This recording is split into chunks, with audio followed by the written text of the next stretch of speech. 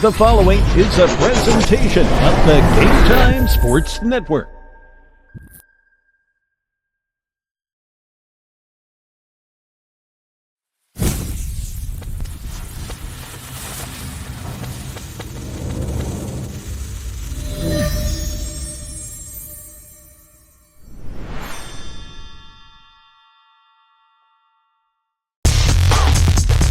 From the campus of Chattanooga State Community College in Chattanooga, Tennessee, it's the 2025 TCCAA Region 7 Baseball Tournament.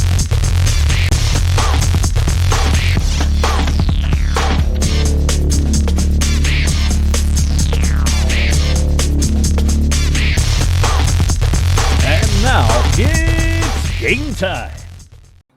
Center fielder Tyler Jenkins.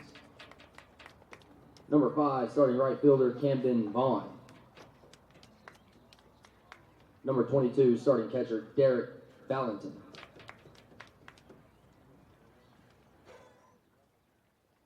Good evening, ladies and gentlemen. Number 8, starting second baseman Iato Muto. And starting pitcher number 29, Owen Community Wilson. College for game number 3 of the day. Game number, I guess, could be 10. See what they actually show it is. And for Southwest bracket. for the Show this Salute as game and number their second 9. game of the day. Number Game 2, number 10 designated hitter will follow. Logan Luckett. This game, 4 games Number yesterday 8, here at Chat center State. fielder Tyler We played Castle. 2 already here at Chat State and 2 Starting at shortstop Columbia number State. 12, Tylen To Gray. get us to this point right now, we're waiting on Number umpires 0, to arrive. third baseman here or first for baseman Bryce the Turner. 9th game between Southwest Tennessee and Columbia State. Number 34, Southwest left fielder will Charlie be Smith. the home team as they are the number 4 Number seed. 29, starting Columbia third State, baseman the 5th Cameron seed, Baker.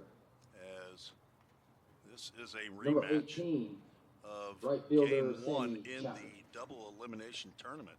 starting catcher number 7 Yesterday, Chris Southwest Tennessee and Henson. Columbia State got together Starting a second baseman number 2-0 1 victory Owen for Phillips. Southwest as our umpires have now And arrived. starting pitcher number 20 Eli West. Appreciate you joining us again on the Game Time Sports Network.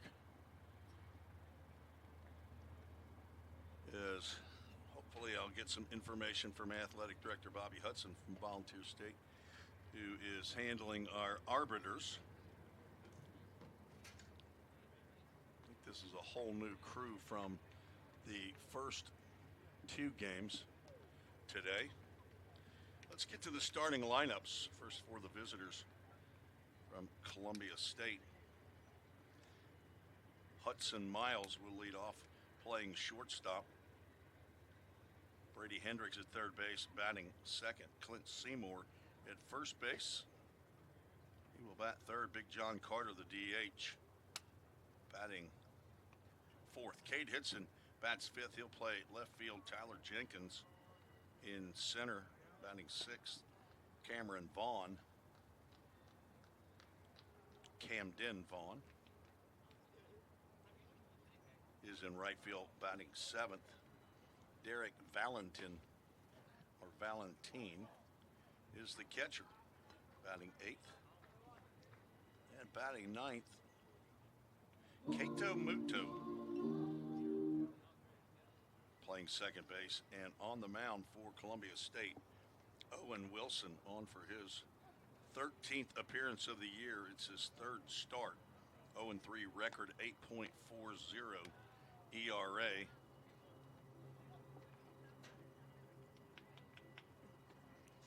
That's where Owen Wilson is from. He is from Spring Hill, Tennessee. And apparently had something to do with Queen Creek in Arizona as well. Maybe he transferred from there. It does not show that definitively. And that is your starting lineup and starting pitcher. Starting pitcher for Southwest Tennessee. He's out on the mound. That's Eli West. West not on their roster when you go to the website and ask the coach who number 20 was. Not even on the lineup card. West, pitching for his 7th time this year. It's his 6th game started.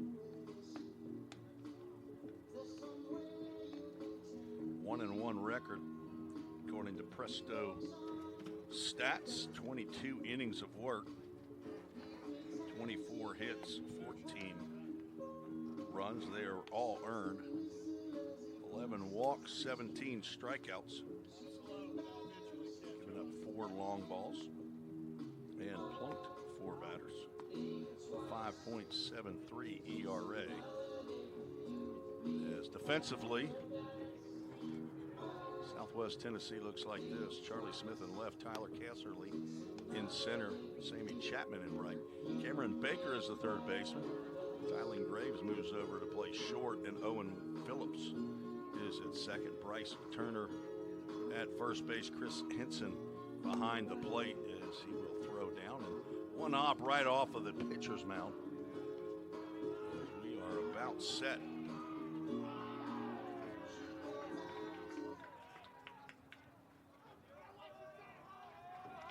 Leading off for Columbia State, number 3, Hudson Miles.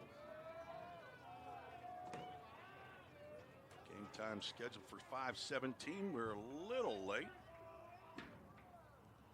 Hudson Miles looks at the first pitch in there at 5:17 p.m. Eastern time for a called strike. Game time temperature 76 degrees as we are underway for game 3.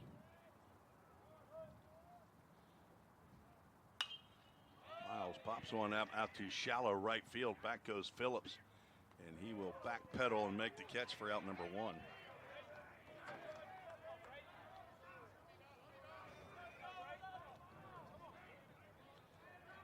Now batting number 25, Brady Hendricks.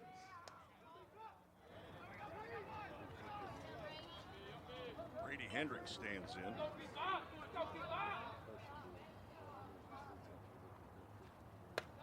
So fastball up. Hendricks 5'11", 195-pound, former Summit Spartan in Spring Hill, Tennessee. Fouls that one straight back.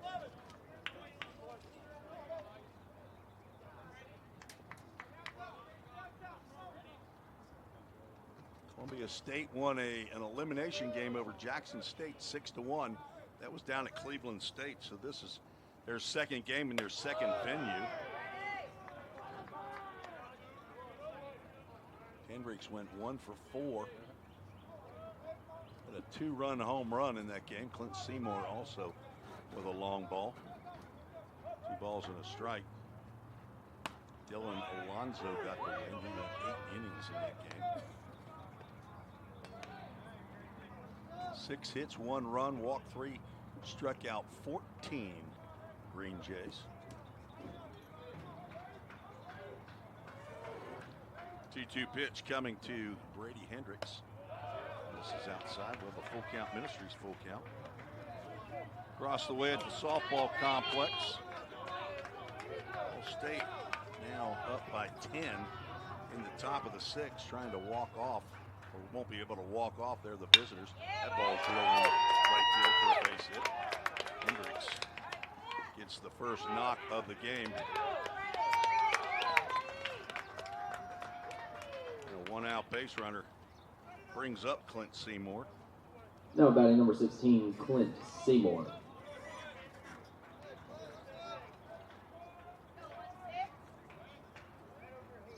Hendricks came in hitting .246. His 4th home run of the year.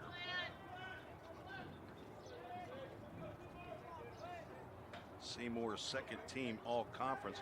He's playing first base, but he voted as a DH. Have the breakdown of how many games he played as a DH versus a first baseman. First baseman in this game, and he was yesterday in game 1. Let's see if he played first. He did in the Jackson State game.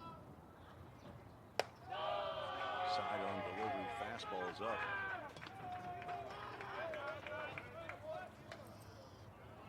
Seymour 6'2", 200 pounds from Loretto High School in Loretto, Tennessee. Head coach there is Zach Curtis, former Major League left-hander, in the league for a couple of years for the first. Hendricks back. Zach Curtis, a former Fall State Pioneer and a MTSU Blue Raider, came out of Hendersonville High School, and he has won a state tournament last year, I believe, with Loretto. Not sure how they're doing this year. He catches the inside corner. Left-handed hitting Seymour. He's hitting .395, 5 home runs, 41 RBIs. He was 3 for 4 in the ball game against Jackson State. Double and a home run. 2-1 pitch is going to wait as a nice stop over there by Bryce Turner. Keep that ball from the fence down the first base right field line. That ball was thrown into the dirt by Eli West.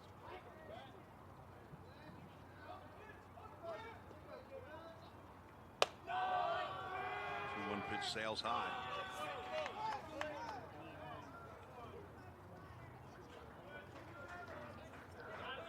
Game 3 of 4 today here at Chat State. As I said, 2 at Cleveland State today. Columbia State knocked out Jackson State 6-1, and Pellissippi knocked out the host Southwest as that ball's grounded to the right side. Ranging to his left is Owen Phillips. He retires Seymour on the play. Hendricks moves to second.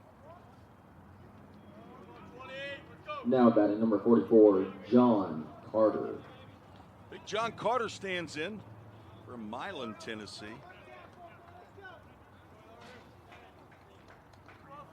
John had, looks like, 1 at-bat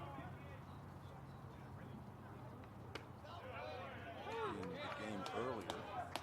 Was lifted for a pinch runner. Maybe he got hit by a pitch. A couple of pitches. He had more at-bats than it shows. Looks at strike 1.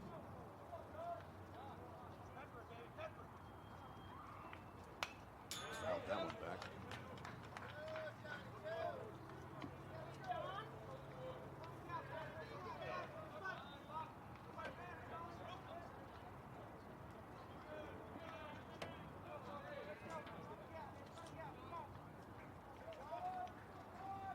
.02 pitch with 2 outs. Swings and misses. Pitch low and away. And that ends the inning. Headed to the bottom of the first. No runs, 1 hit. No error. Runner left on base. Strikeout number 1 for Eli West in the first. Right back to the game time.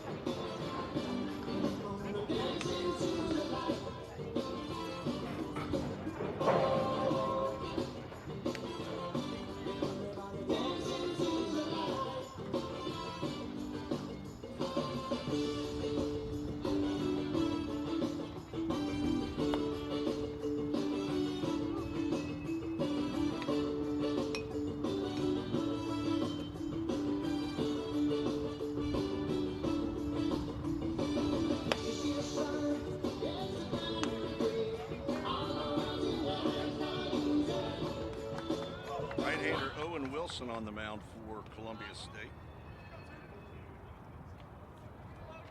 0-3 record, 13th appearance, third start of Leading off for Southwest, number 2, Logan Luckett.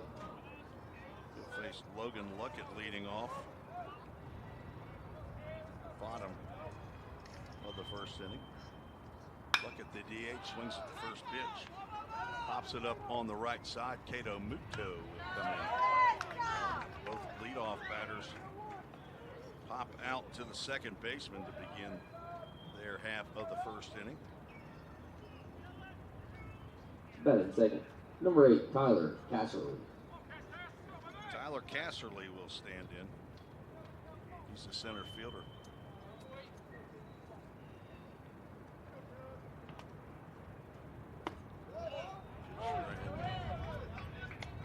Heart of the plate. Aaron Davis is our home plate umpire. Now at first, Mason Davidson, and over at third, Matthew Bates.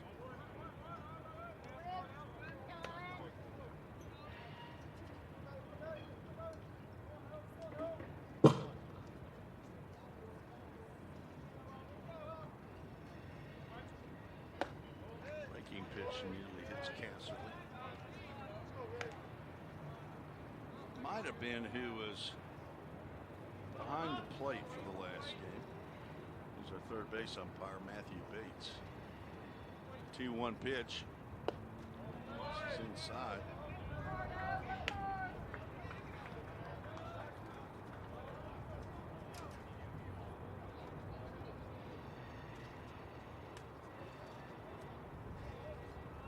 Balls and a strike.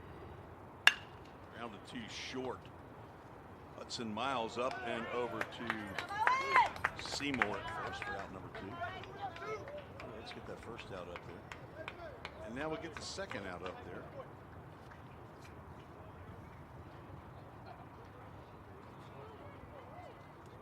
We'll bring the shortstop. Now batting number 12, Highland Graves.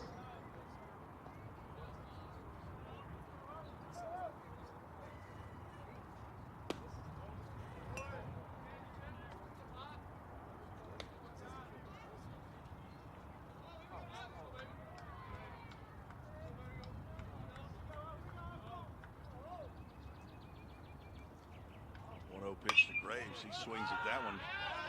Just keep it from hitting him. Taps it up. That will get out of play. On the other side of the third base dugout. Count moves to 1 ball, 1 strike.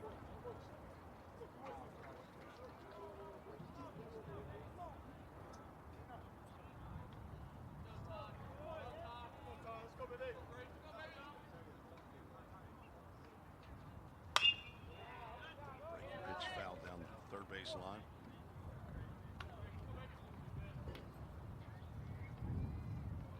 Alan Graves looking for a hanger.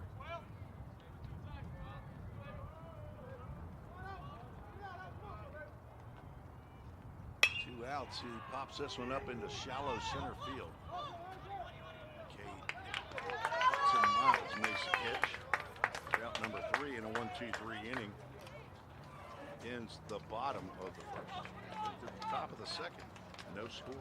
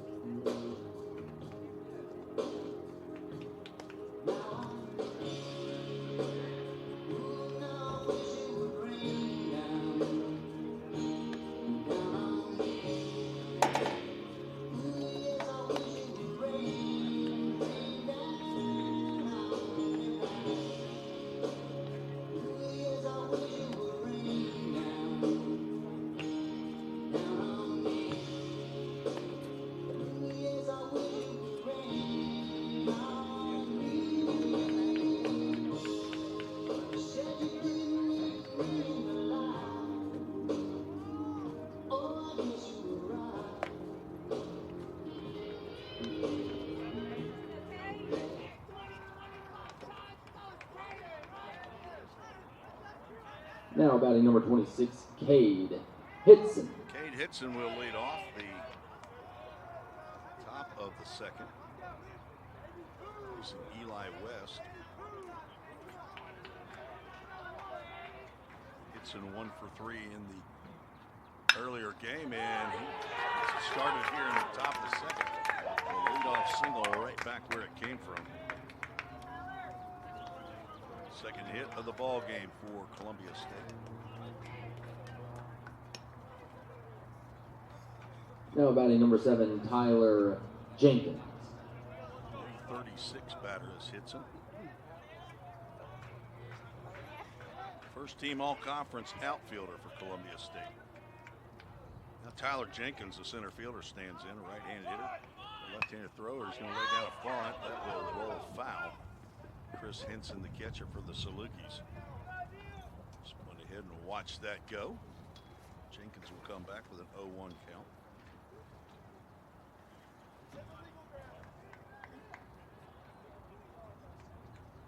The game yesterday was the 10 a.m. game. Columbia State shut out 2-0 by Southwest Tennessee. Braden Stewart, a 9-inning complete game shutout throw over the first. Scattered 5 hits, walked 2, struck out 8. As he picked up his 6th victory on the year. Mike McClellan, who got 3 of those 5 hits, is not in the lineup. He went 0 for 3 in the game today. Tyler Jenkins gets plunked on the wallet. Batting next, number 5, Camden Vaughn. In the second, Camden Vaughn stands in.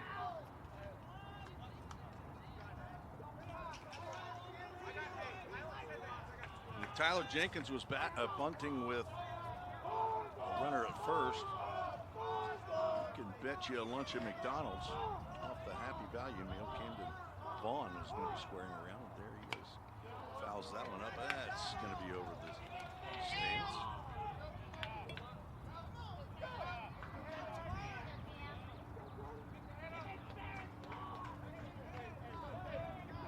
Vaughn does not have a sacrifice bunt this year. They have 18 sac bunts so far.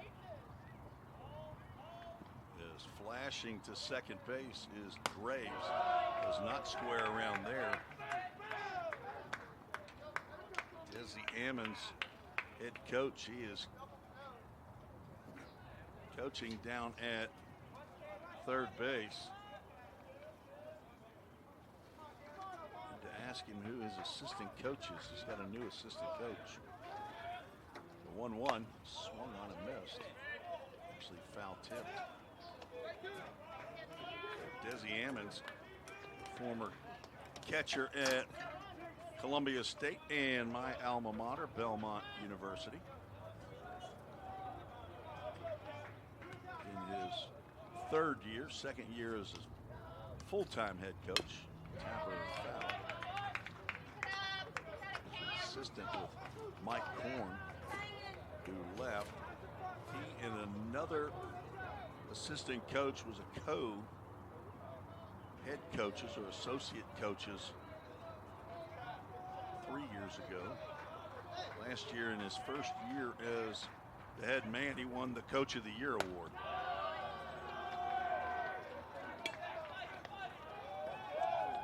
One of the young coaches in the league. He's already very highly respected. Athletic director for Columbia State, Katie Willingham. President is Dr. Janet F. Smith. 2-2 pitch coming to Vaughn. 2 on and nobody out. Drilled out to right field. Sammy Chapman over in foul territory makes the catch. Tagging at both bases and moving up 90 feet are Cade Hitson and Tyler Jenkins.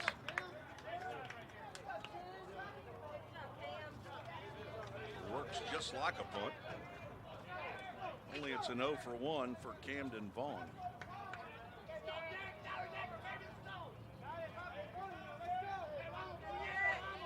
Jenkins moved up. Nobody at second base. The second baseman, the cut man. Now batting number 22, Derek Or Kate Valentin. Hitson to lace him up down at third base. Derek Valentin steps in.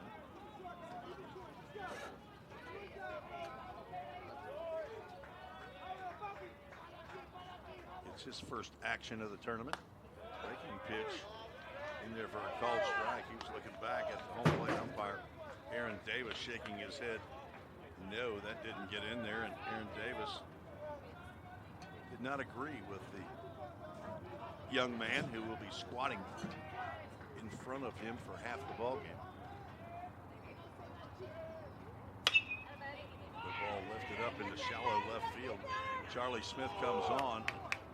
Gonna tag. The throw is short to Henson from Charlie Smith. A sacrifice fly for Valentin.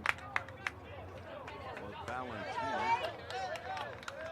number 2, but Columbia State takes the 1-0 lead. Now batting number 8, Keato Muto. Kato Muto stands in.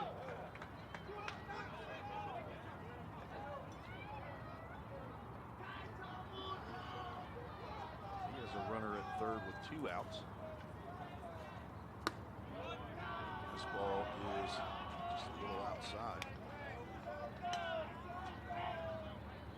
Hitson let off the inning with a base hit up the middle. Tyler Jenkins hit in the hip. Fly out moved the runners to second and third. A sac fly has scored Hitson.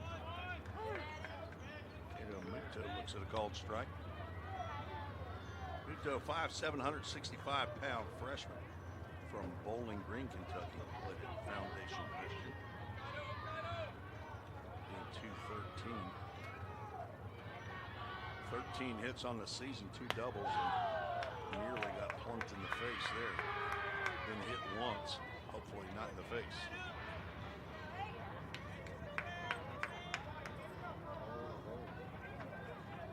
Sunshine aplenty today. There are some clouds up there, but have not been covering the sun. Max effort fastball on the outside corner there. Eli West.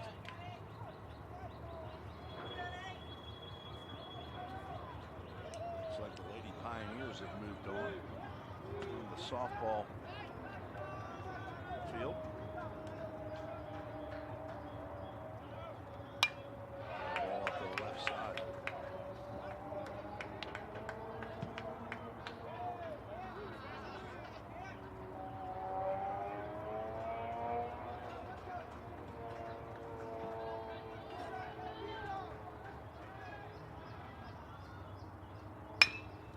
To the right side, charging his Owen Phillips. He has it, and he flips. Third out. Columbia State scratches for 1 in the top of the second. Run on 1 hit. There's 1 runner left on base.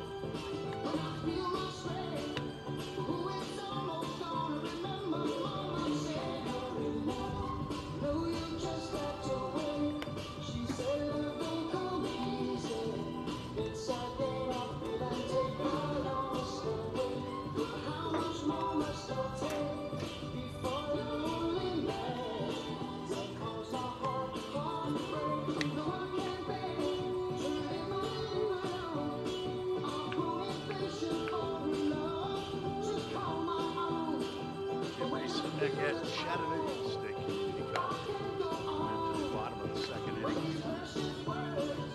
Valentine used a slider for the second. Right on the money, but a little bit of movement to that one as Owen Wilson will face Now 5 batting and number 6 0, Bryce in the Turner. Salukis lineup. Bryce Turner, Charlie Smith, Cameron Baker scheduled.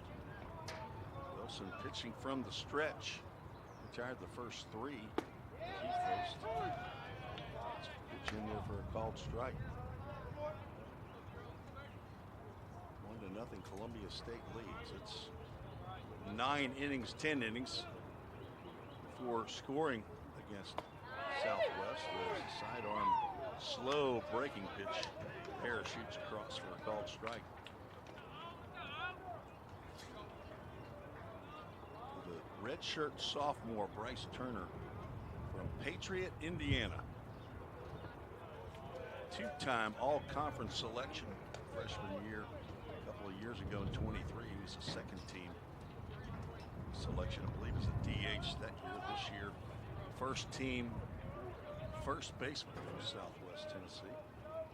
He and Logan Luckett, first team. Checked down first base, and Mason Davidson said that Bryce Turner went. He's down on strikes. First strikeout of the ball game. Coming up to bat number 34, Charlie Not the Smith. versus Desi Emmons.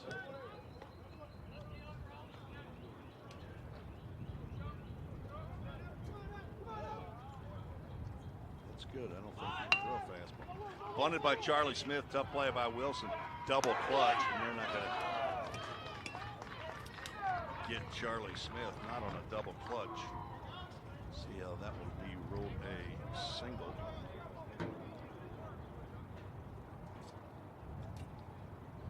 Now batting number 29, Cameron First hit Baker. of the game for Southwest Tennessee brings up Cameron Baker, the third baseman. Looked like Wilson had a hold of the ball, but not sure if he had his footing. His 2 previous starts, one on February 8th against Southern Union State Community College. Ball popped out to right field. It is close to the line. Diving attempt. Camden Vaughn, but it falls harmlessly. The ball does. Camden Vaughn did not.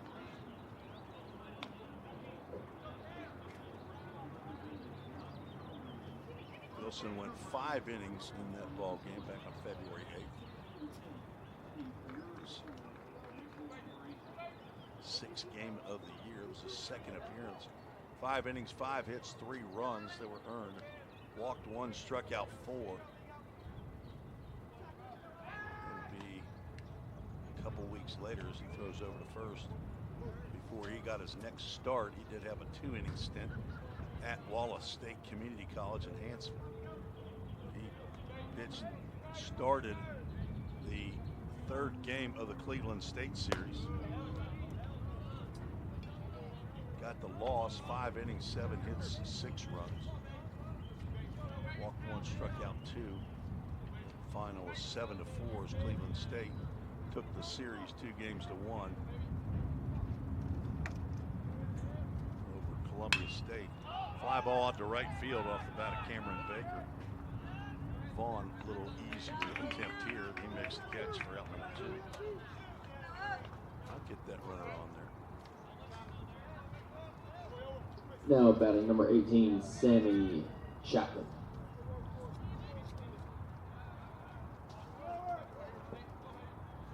Sammy Chapman steps to the plate. From South Haven, Mississippi. North Point Christian, that's the name of that school I was trying to remember. They were battling, have been battling with Good Pasture Christian High School out of Nashville for the championship for whatever division that is, private school. There's 2 private school divisions in baseball, and North Point Christian out of South Haven, Mississippi, and Good Pasture High School, where Hudson Miles, a shortstop at Columbia State, attended. So we'll assume Sammy Chapman and Miles have faced off as that ball goes into center field. Stolen base from Charlie Smith. And an error on the throw by Eric Valentine. Moves Smith over to third with 2 outs.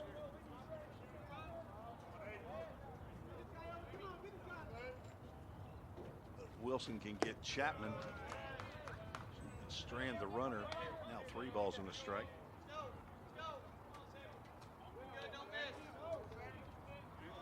Russ Lambert has been the starting catcher in the first 2 games. Valentine getting his first start. That's going to be trouble. That's going to get down in that corner. Vaughn is not going to get to that one. One hops the fence. Sammy Chapman.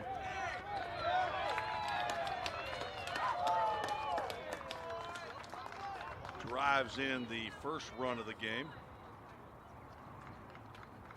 The error does not figure into the scoring, so that will be an earned run. Now batting number 7, Chris Henson. We're all nodded. 2 out knock by Sammy Chapman. And that right field line brings Chris Henson to the plate. 2 hits in the inning. Foul ball into the Columbia State dugout.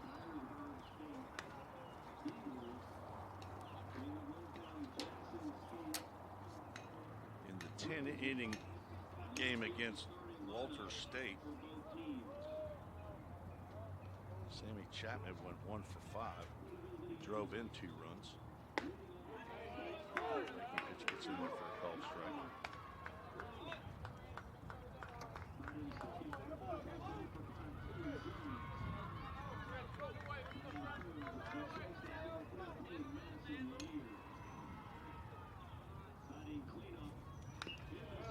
Foul at the plate. Count remains 0-2.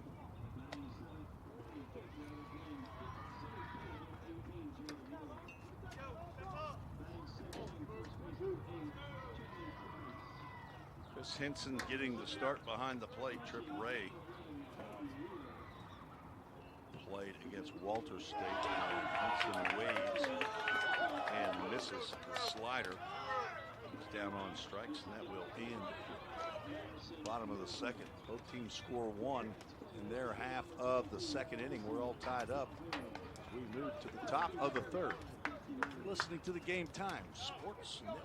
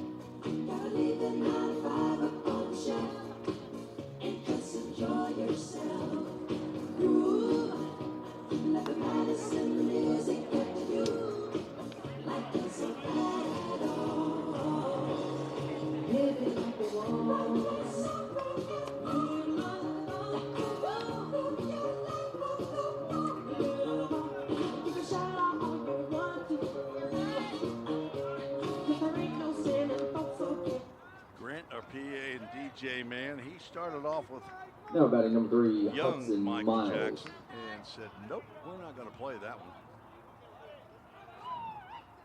He went to something a little bit later.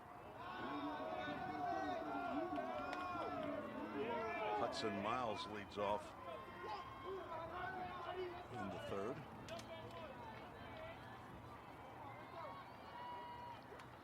1-1. Rounds 1 on 2 hops, bobbled and picked up. There's no chance to get Hudson Miles. Cameron Baker tripped over there at third base. I would expect that to be an error right there. And that's what it will be. Now batting number 25, Brady Hendricks. Base runner nonetheless, Brady Hendricks. Base hit in his first plate appearance. Yeah, base hit in his second plate appearance. Puts that one down the right field line, and he has just pulled a hamstring. Miles is going to go to third, but Brady Hendricks pulls up like a sniper got him, and he got to first base. He's definitely going to try to go to second. Hopefully it's a cramp and it's not a pulled hamstring. Hendricks holding on to it. Miles goes first to third. Nobody out. Clint Seymour will come to the plate, but he pulled up like he'd pulled a hamstring. But hopefully since it's the second game of the day, third game in 2 days, maybe it's just a cramp. He's going to try to walk it off, but I'm telling you, I've had so many pulled hamstrings, and he's taking his helmet off, and he knows that is not something you just walk off. He's trying to stretch it out, but Coach Desi, I'm getting a replacement. And out of the dugout comes Michael McClellan.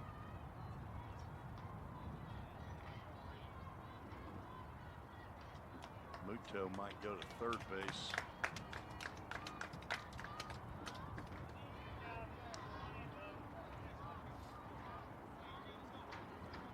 McClellan would probably go to second. Number 2, Michael McClellan subbed in at first. I hope that doesn't end his tournament, but it's looking for all the world like a pulled muscle and not just a cramp. Those things Up take at a number while. 16, Clint Seymour.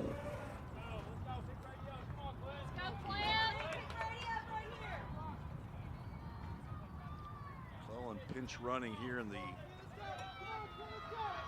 top of the third inning after Hendricks picks up 2 hits, and now Clint Seymour at plate.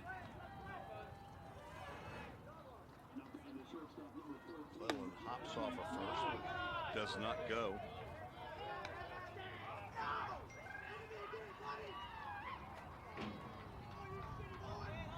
As Hammond's fairly aggressive typically. McClellan 6 of 7 in stolen bases. Does not go. Pitches low and inside. Now 2 balls and no strikes.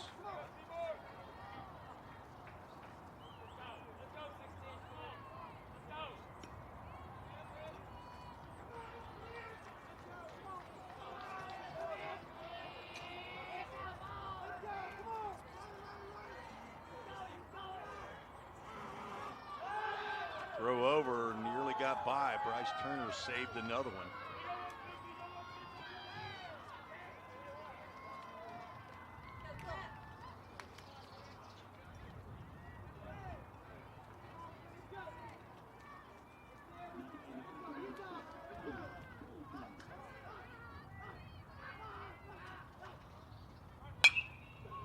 Foul out of play.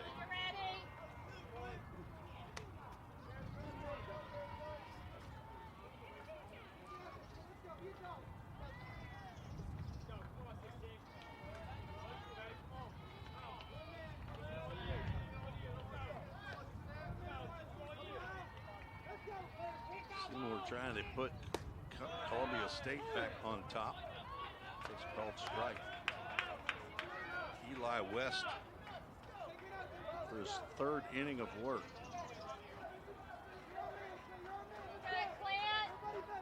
Giving up 3 hits, 2 of those are to Brady Hendricks, who's now out of the ball game. Does not go. Slow roller to the right side. Only play for Phillips is to first base, so that's a ground out for an RBI. Columbia State leads 2-1.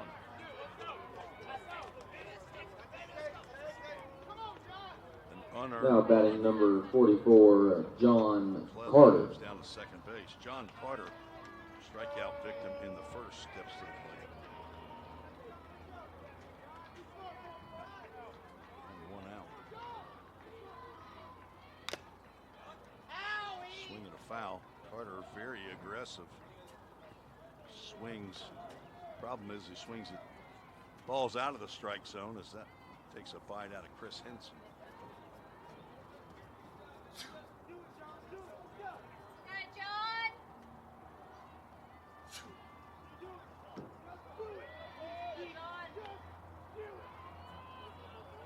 Inning game. Southwest Tennessee lost to Walter State, who walked it off.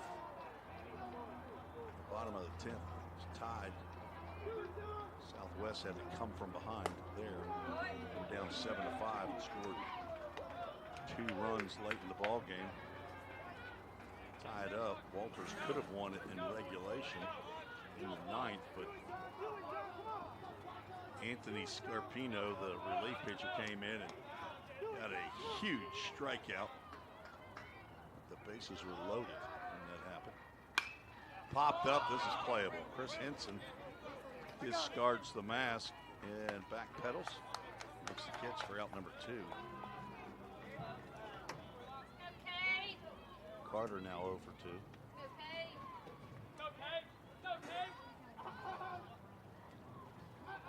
Carter started at Ball State last year, redshirted, and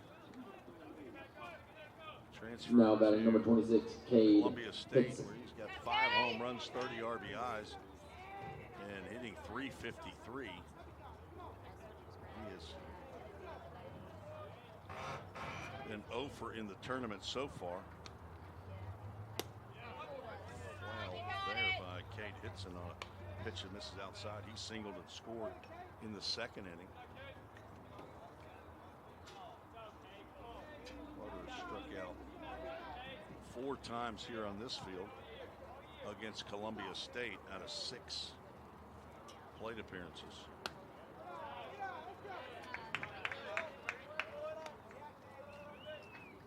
Hickson from Murfreesboro Riverdale High School, first team all conference. 5'10", 205. Hit .336. 9 doubles, a triple, 10 home runs. He had a home run cut right there and came up empty. 37 RBIs on the season.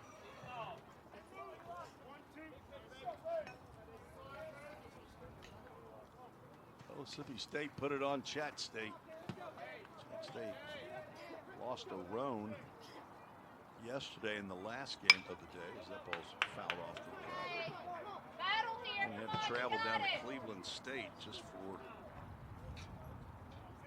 good measure, I guess, to help make up the 2 days lost due to rain on Friday and Saturday. They got thumped by Mississippi State. Mississippi will take on Roan again. Or not again.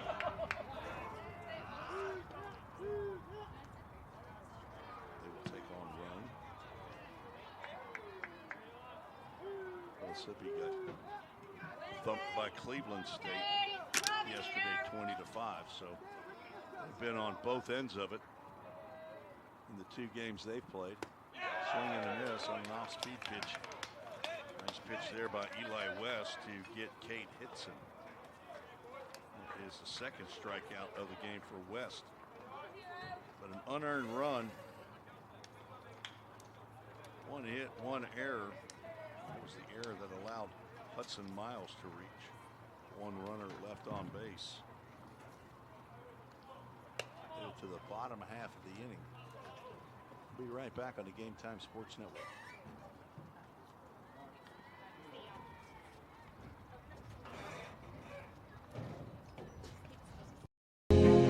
In 1967, West Tennessee's first community college opened its doors.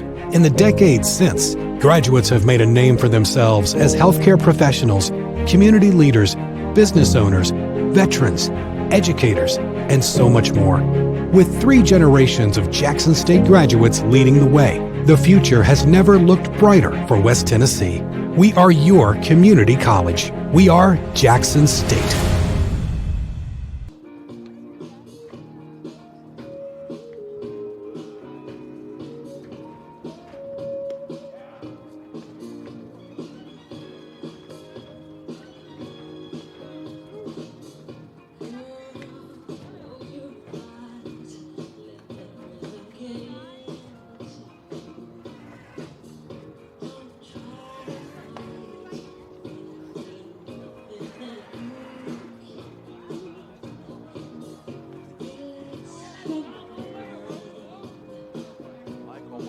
Stays in the game. He moves over to second base. Cato Muto slides over to third. So Muto at third, Hudson Miles at short, McClellan at second, Clint Seymour.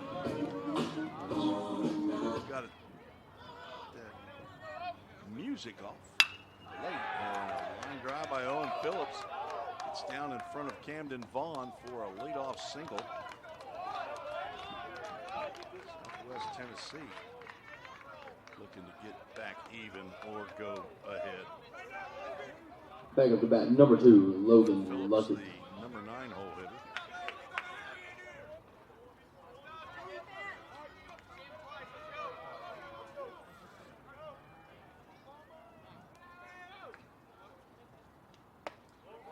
Logan Luckett, the DH in this game.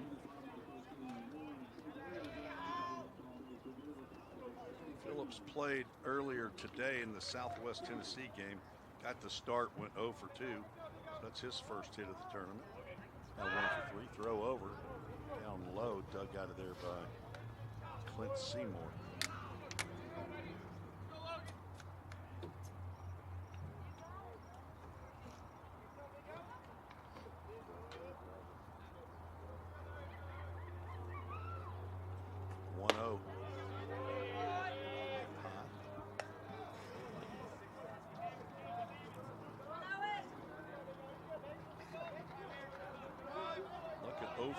In the 2-0 victory by Southwest Tennessee. I'm sorry, 0 for 3. He did draw a walk.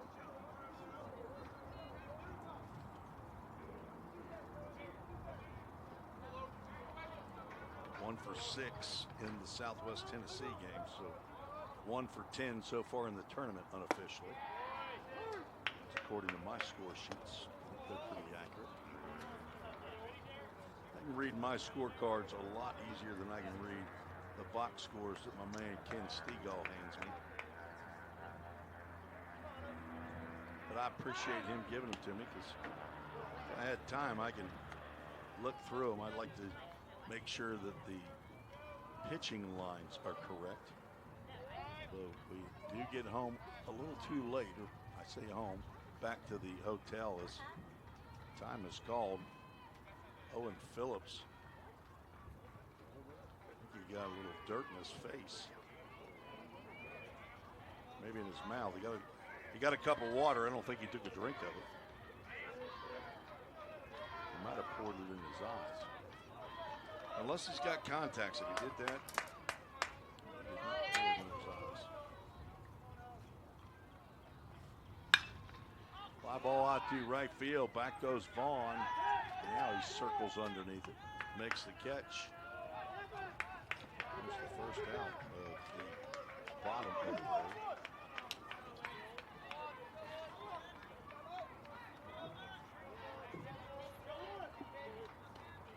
Now batting number 8, Tyler Casserly. Softball back in action across the way.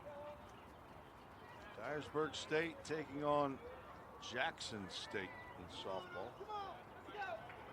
Eagles up 1-0. That's a ground ball to the right side by Castleman, knocked down by Seymour. A step on the back for out number 2.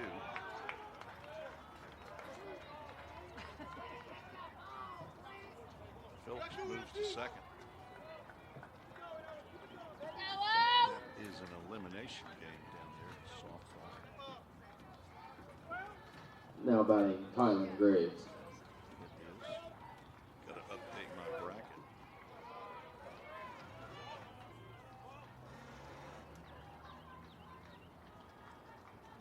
I love tournament time. Tyler Graves did not hold up there.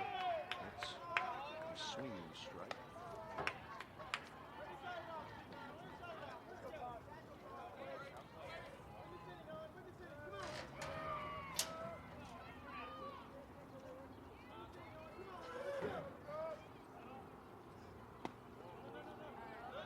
By Valentin, he's going to throw down to second. Nice play by Miles to come in front of the runner to make sure that ball doesn't hit the runner.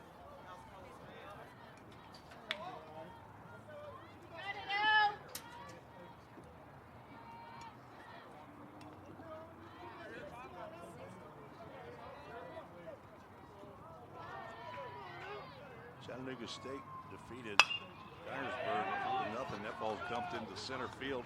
This game's going to be tied, and Kylan Graves gets an RBI. The ball gets by. Cutoff man down to second goes Graves. 2-2. And sloppy play there.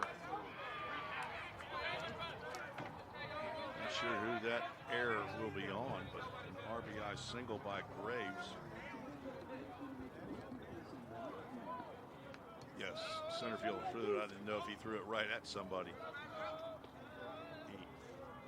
E8. Second error of the game. There's a base hit into left field. See if they send a runner. They're going to hold the runner. He did not look up very early, but finally does. Can't hear the coach down there as to whether or not he's yelling hold or not, but he looks very calm. Now batting number 34, Charlie Smith. It's a base hit into left field. Now runners at the corners.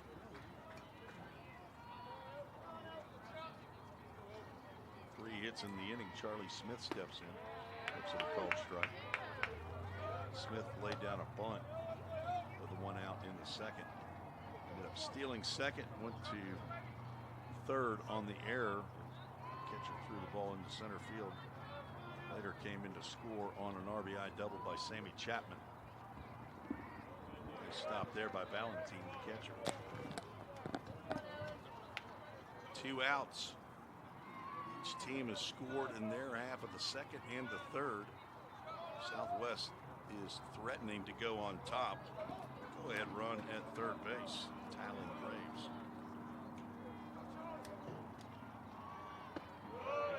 Slider low and inside. Owen Wilson trying to get Charlie Smith to swing at a ball at his ankles. Smith says no.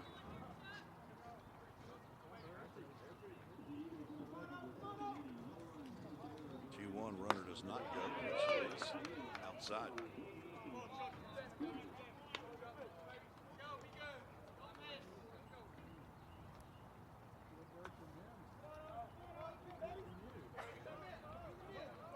Dyersburg State, Jackson State is a loser's bracket game.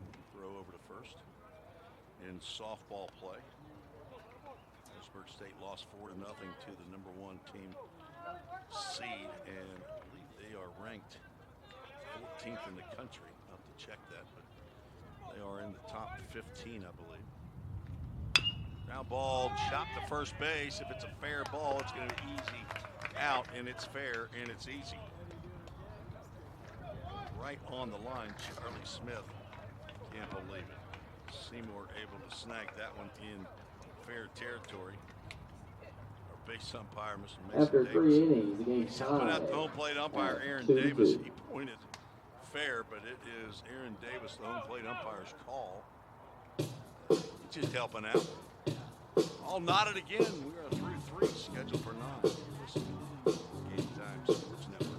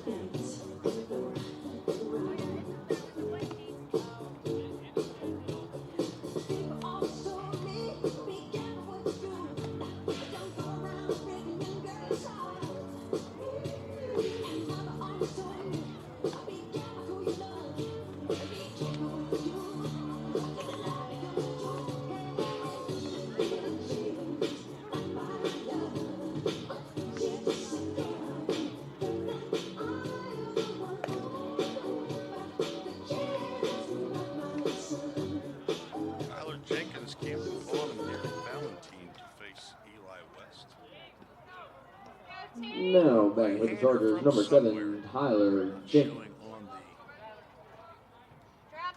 roster. I had a research assistant. Have that information. Just trying to get on the Googler. Jenkins hit by a pitch and a second one that he saw from Eli West. Right on the left hip. Nearly hit with that pitch.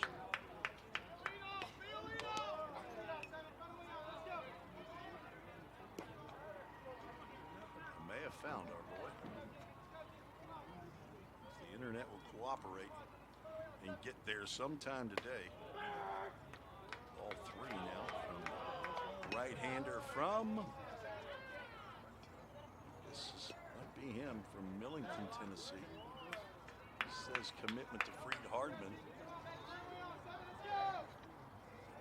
Southwest Tennessee can get you. Pitch on the outside corner. This picture I'm seeing online, he's got bright blonde hair. That might have been dyed blonde though. Swing and a miss on the pitch out of the strike zone by Tyler Jenkins. Jay Harper's getting a phone call on his computer here. He answered it. I think he's broadcasting that softball game down there. Swing and a miss on a full count Ministries.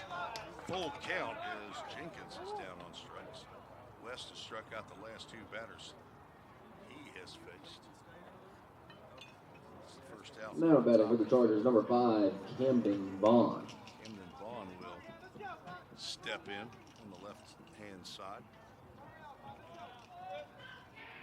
Eli West shows from Millington.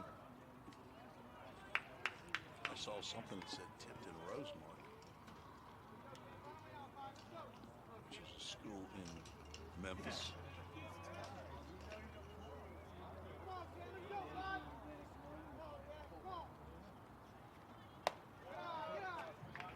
He might have originally committed to Freed Hardman. Maybe he transferred from there. It's located in the Jackson, Tennessee area. And transferred at the break.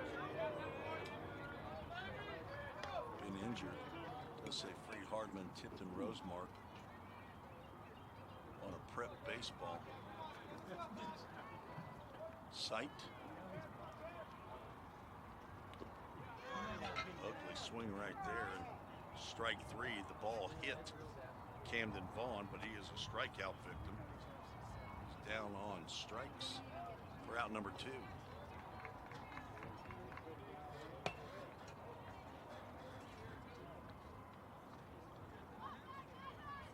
West got his first appearance of the year against the Freed-Hardeman junior varsity squad.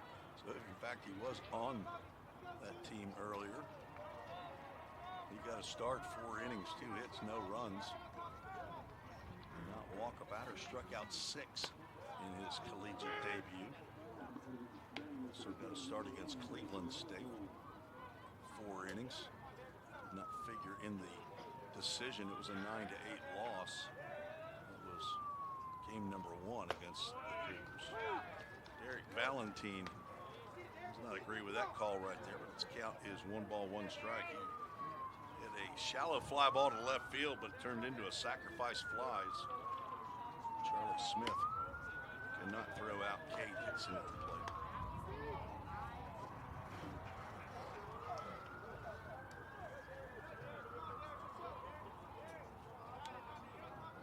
West's last outing was against Northwest Mississippi Community College. Just 2 innings of work, 2 hits, no runs, struck out 3.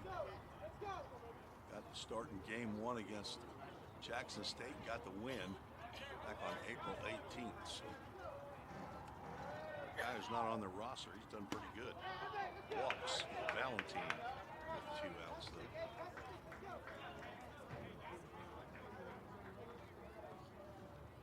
First walk of the game for Eli West. Now batting with the Chargers, number 8, Keato Muto. Kato Muto stands in. He grounded out to second. At the time, Kato Muto was the second baseman for Columbia State. He's now the third baseman. That ball gets by, and the reason it gets by is because it hits Muto in the lower extremity. Second hit batter by West.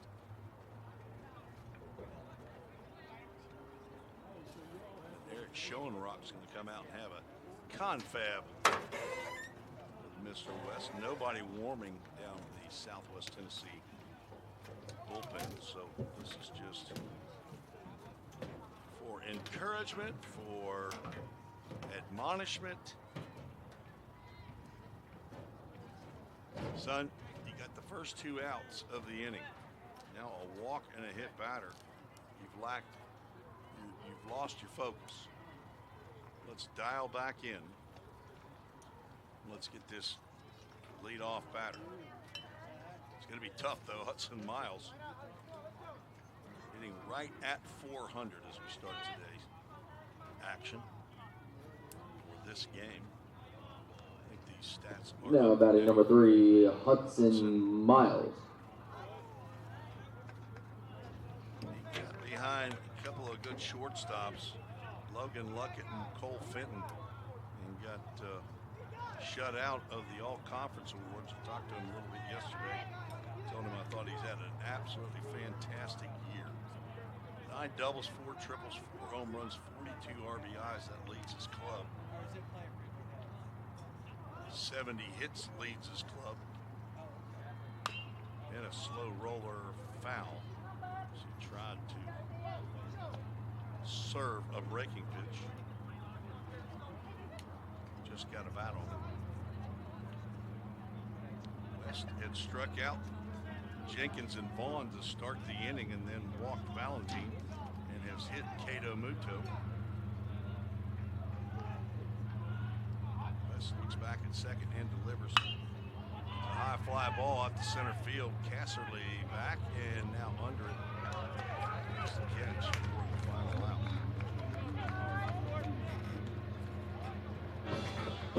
Eli West comes back to get Hudson Miles, who's now hit 3 and reach on an error and score a run to third. Not make those walks and hit batters.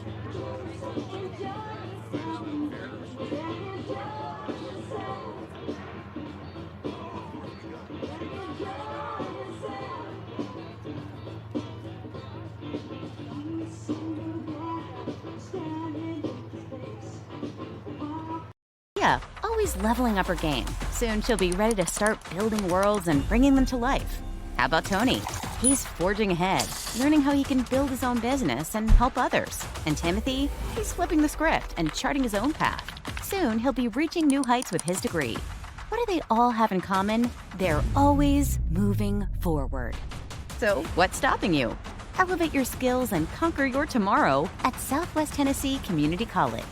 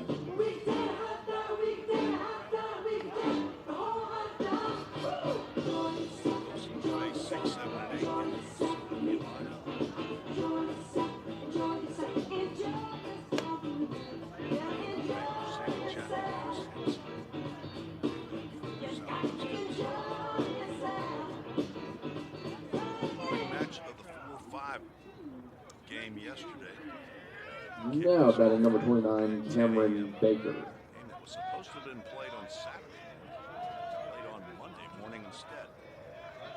Hoping that the rain forecast has changed.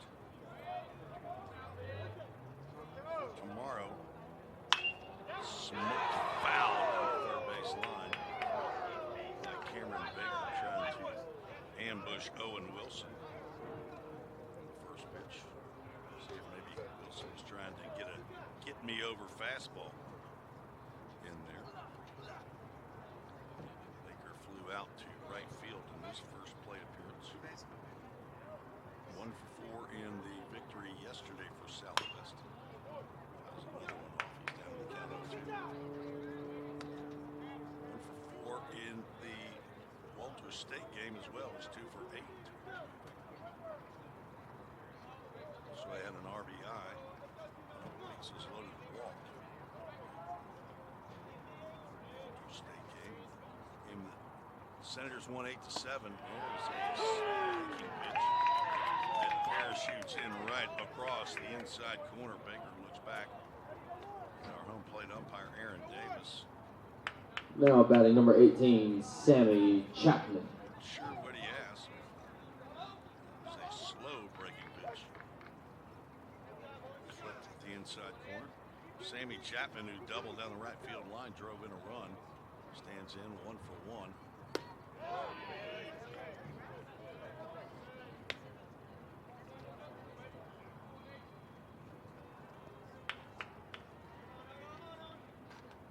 Chapman picked up his 9th double of the year. Pops this one up in the infield on the right side. Clint Seymour comes in. Makes a catch in his front yard.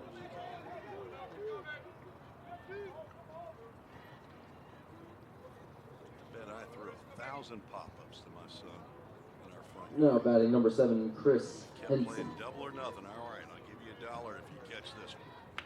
He caught it. All right, double or nothing. Teach him a little math. Give him some incentive. And ball chopped to short. Dug out of there by Miles. Throws on the run. 1, 2, 3 inning. Got any outs up there. 1, 2, Game 3. still tied at 2 apiece after 4 innings. Into the 5th. All knotted at 2. Never paid him to us. He sure did learn math. Financial advisor to this day after being an accountant. Something worked. I think it had to do with my valedictorian.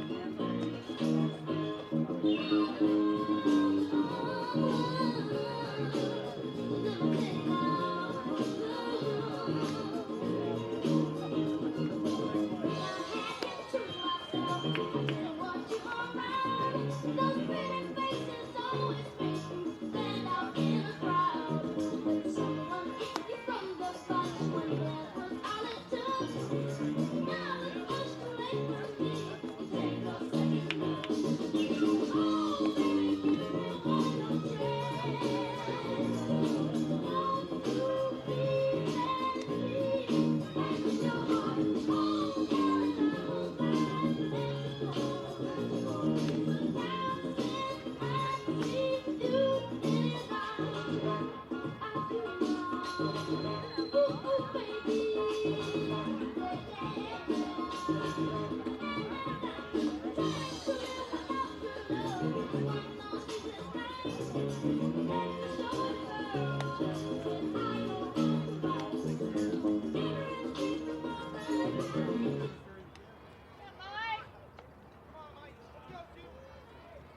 batting number 2, Mike McClellan Michael gets his first McClellan. at-bat of the evening. Came in as a pinch runner when Brady Hendricks came up lame, pulled a hamstring, looked like, after getting his second hit of the game.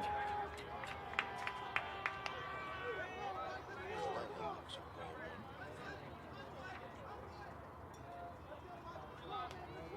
Eli West back out on the mound.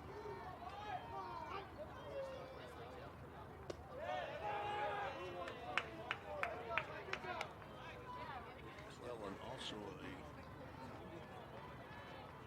Warhawk from, they're not the Warriors. That's what Riverdale is. I'm saying Warhawks, the Warriors. Riverdale and Murfreesboro, 5'7", 165-pound infielder. Hendricks goes 2 for 2.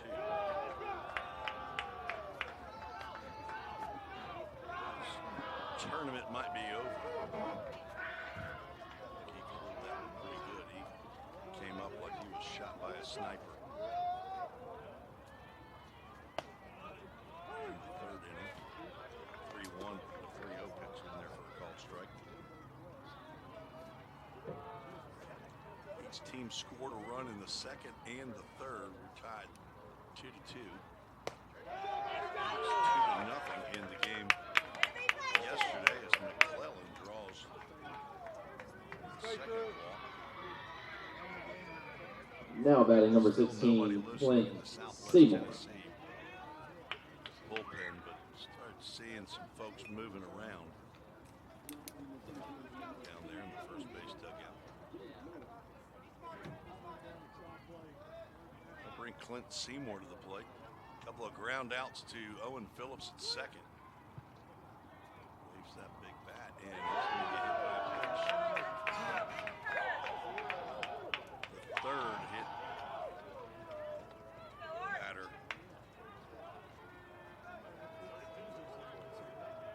But expect somebody's going to get loose rather quickly.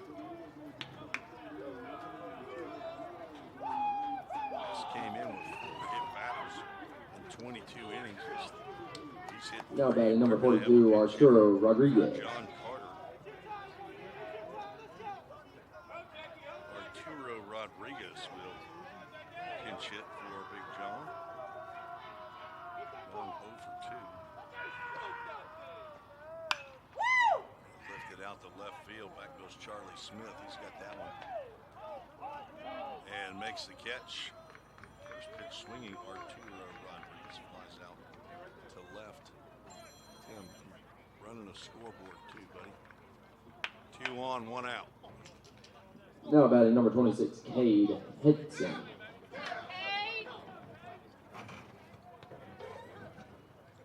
Kate Henson stands in.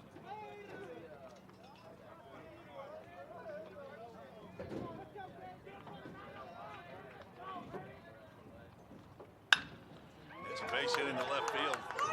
Sharply hit. They're going to send the runner. Smith boots it, throw to third, picked up, and the tag is applied as Seymour tried to get to third base. RBI single by Hitson. He moves down to second on the throw. But a 7-5 is the second out of the inning. Now batting number 7, Tyler Jenkins. He would have gone to second on the third, right? I mean, we're talking to official scorer Ken Stegall. If he hadn't, Clint Seymour wouldn't have gone to third. So, right. But they got the out, so you can't count an error, right? May not have. he would have if the throw, though. We'd have to talk about that a little bit more. You score the game the way you need to now.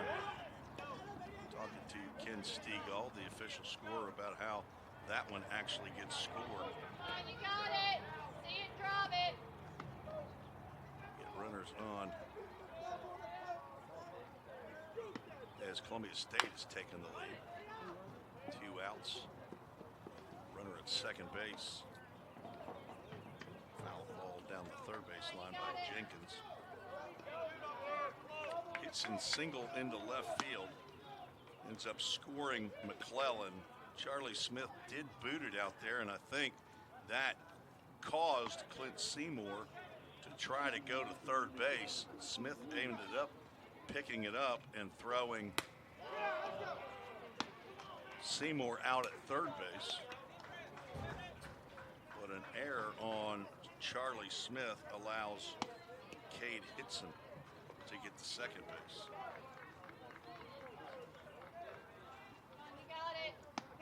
That is how it's scored. 3-1 pitch. Popped up out of play. Well, the full count is full count. Drive through it. Let's go. Win it, Tyler. Win it. It's been back and forth. Columbia State scores 1. Southwest ties it up. Columbia State goes up by 1. Southwest ties it up. Now Columbia State has retaken the lead for the 3rd time here in the 5th. Tyler Jenkins calls timeout. And you know what that means. Aaron Davis is going to have to take note. Write that into his pad. That's one of, I think he gets 6 of those. Dizzy Ammons, the third base coach, comes down and trying to get some clarification. He's just now finding out that when a batter calls timeout, where it used to be you could do that all you wanted, it's now counted as 1 of 6. It's popped up high in the air. Owen Phillips out on the outfield grass. He'll make the catch for out number 3. Columbia State retakes the lead in the top of the 5th. 1 run, 1 hit, 1 error, and 1 runner left on base. 3-2 is the score.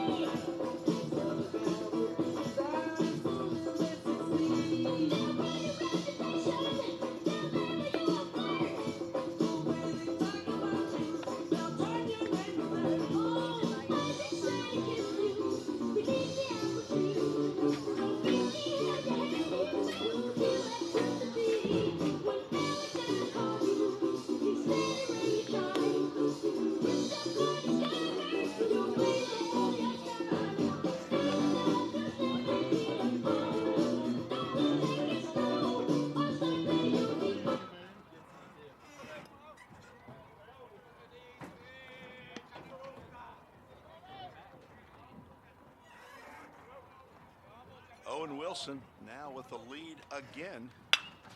That ball is stroked by Owen Phillips again.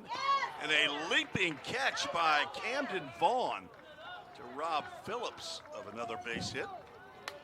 It was stroked. Nice play there by Camden Vaughn. The star by that one. Now batting number 2, Logan Luckett. Took extra bases away from Phillips. Ripped a base hit into right field the first time he came to the plate. Now back to the top of the lineup. Logan Luckett 0 for 2.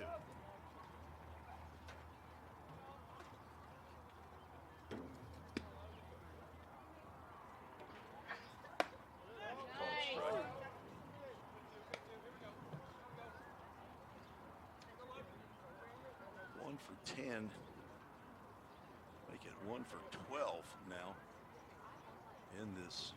Take that back. 1 for 11 in the conference tournament. His one hit against Walters earlier is his first hit since April 19th at Jackson State. Did not play in the Jackson State final game. They won 22-9. I wonder if he's got some kind of an ailment, and that's why he's maybe not playing shortstop here in this game. He's not playing the 22-9 victory or the over Jackson State or the 11-0 win over Bethel JV.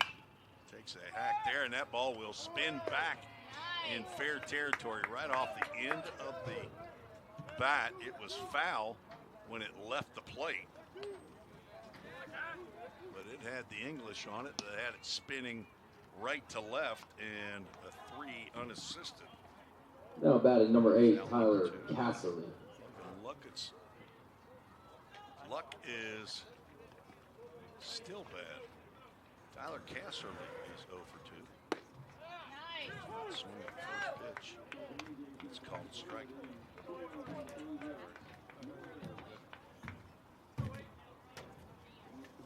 Five hits for Southwest Tennessee.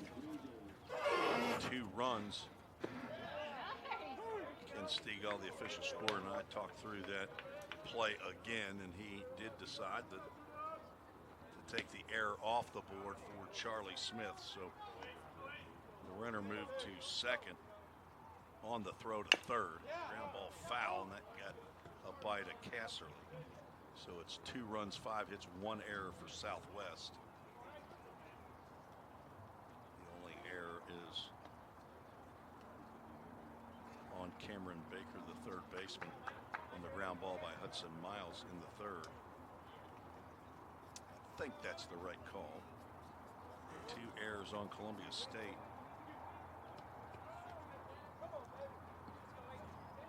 Two are out, nobody on here in the bottom of the 5th inning.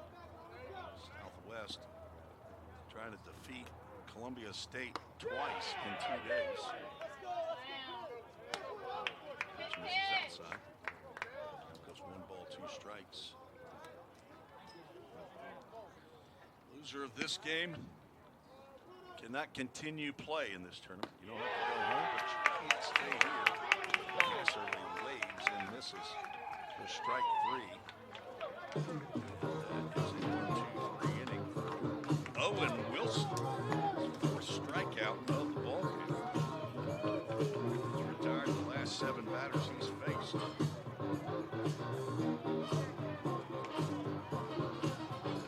Going to the 6th. 3-2 Columbia State.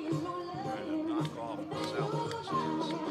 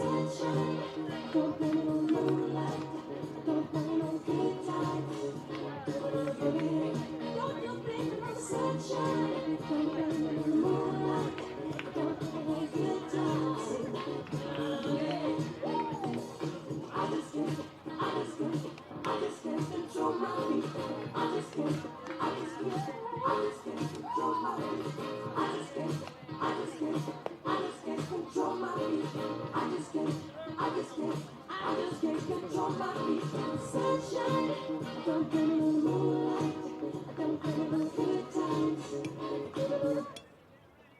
of the sixth we go, right fielder Camden Vaughn. Now batting number 5, Camden Vaughn.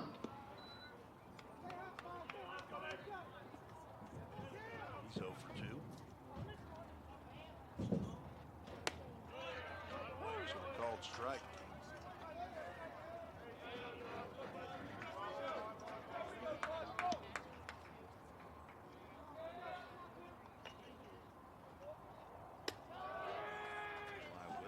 Sails that one high and away.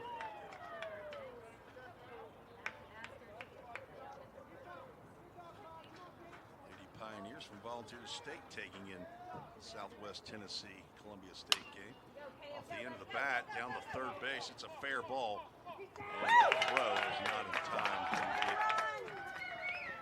Camden Vaughn. I think that was an infield single, and Ken Stegall agrees.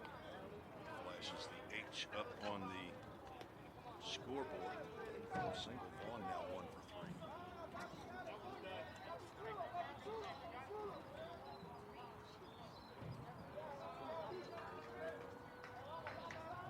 Eric Valentine does not have an official at-bat yet.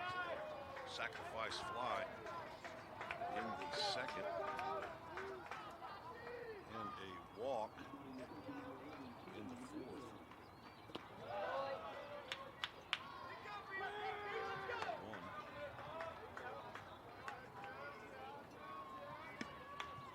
Left-handed hitting Vaughn hit one off the end of the bat. Down to Cameron Baker, the third baseman. Tried to make the play, but Vaughn runs well. Now ball back to Baker. He goes to second for 1, on to first. They can't get Valentine. Valentine now with an official at bat, but it's a fielder's choice. Nice play down there by Baker. 1 out. Number 9 hole hitter Kato Muto. Now batting Kiato Muto.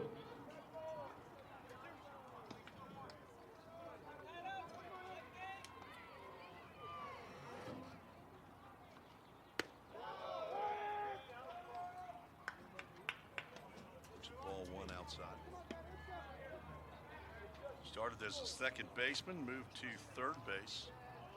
In the bottom of the third when Mike McClellan come in at second base. Entered as the runner goes. Pitch is inside. No throw made. Valentine, a catcher, on the hump there. Gets a stolen base.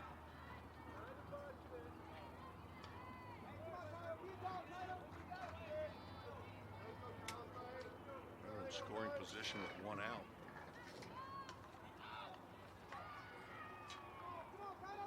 Muto ground out and was hit by a pitch. West has plunked 3 batters. He squares around the bunt. Does not offer at the pitch, and it's called a strike. Muto would have been bunting for a base hit.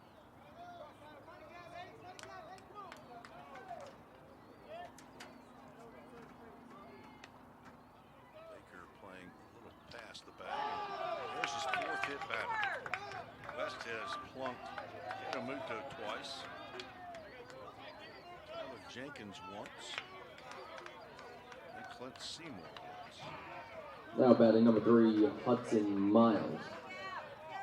Apparently, he's angry with all of the Columbia State Chargers. Just kidding. Back to the top, Hudson Miles is due. He's 0 for 3. He is typically clutch. Yanked way wide. Hudson 5'8", 170 pounds from Madison, Tennessee. Good pass at Christian High School. His father, Trey, played, I believe, Tribeca. Bunt down the third base line. Going to be a tough play by West. Miles beats that one out, and the throw goes down the right field line. Miles gets into second base. See how that is scored. That looked like a base hit to me and then an error on the throw. And that is it. So no RBI on the bunt. Coach Eric Schoenrock has apparently already made the call to the bullpen. Hudson Miles picks up the bunt single. No RBI because Valentine would not have scored on the bunt. The error allows Miles to get to second base. Valentine also scores on that throwing error. And Muto moves over to third base. Got it? It's going to be a test later. Any way you work it, it's 4-2. Still only one out. Take a break. Be right back on the Game Time Sports Network. Yeah, always leveling up her game. Soon she'll be ready to start building worlds and bringing them to life. How about Tony? He's forging ahead, learning how he can build his own business and help others. And Timothy? He's flipping the script and charting his own path. Soon he'll be reaching new heights with his degree. What do they all have in common? They're always moving forward. So, what's stopping you? Elevate your skills and conquer your tomorrow at Southwest Tennessee Community College.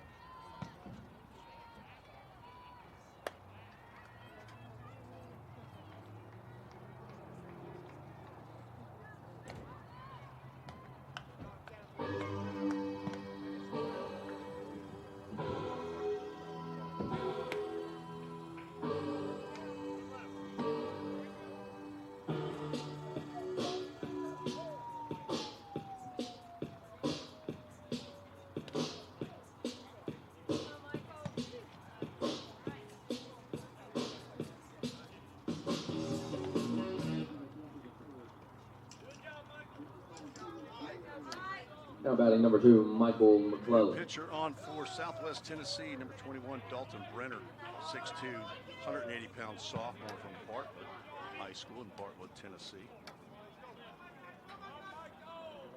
As runners at second and third, infield is in. First pitch swinging, Michael McClellan lines one. That will get down in front of the right fielder. Waiting to see if it was going to get down is Tato Muto, and he scrambles home on the RBI single by McClellan. Columbia State now leads 5-2. Run charge to Eli West as Clint Seymour stands in. Back-to-back hits by Columbia State. Now batting number 16, Clint Seymour. In the inning, first inning, that either team has scored more than one in an inning. Now runners at the corners with one out. Seymour 0 for 2.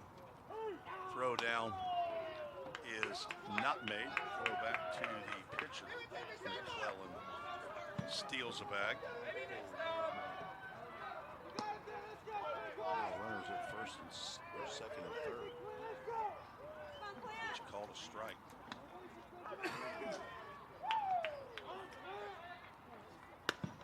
Seymour with an opportunity to drive in 2. Ball 1. Infield for Southwest Tennessee is in. As Columbia State bats here in the 6th inning. We're scheduled for 9. It's not a 7-inning game. Outfield playing straight away as the overhand breaker is up. Renner looked at his hand after he threw that pitch.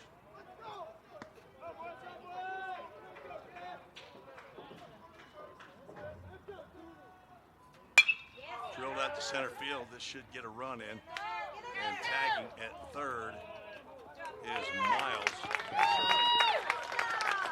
trouble with that. Sacrifice fly. Drives in another run, RBI to Seymour. He hit that one on the button. Now batting number 42, Arturo Rodriguez. Arturo Rodriguez for his second plate appearance. The first pitch that he saw flew out to left field, swings again at the first pitch, lines that one out to Casserly in center field. So he's seen two pitches flown out twice. This one ends the sixth. Figure out some earned runs here, I think. They might now be earned. We'll see, but the score is 6-2 as Columbia State scores 3 in the top of the sixth. Into the bottom half of the inning. All clear here on outs and base runners. Be right back on the Key Times Sports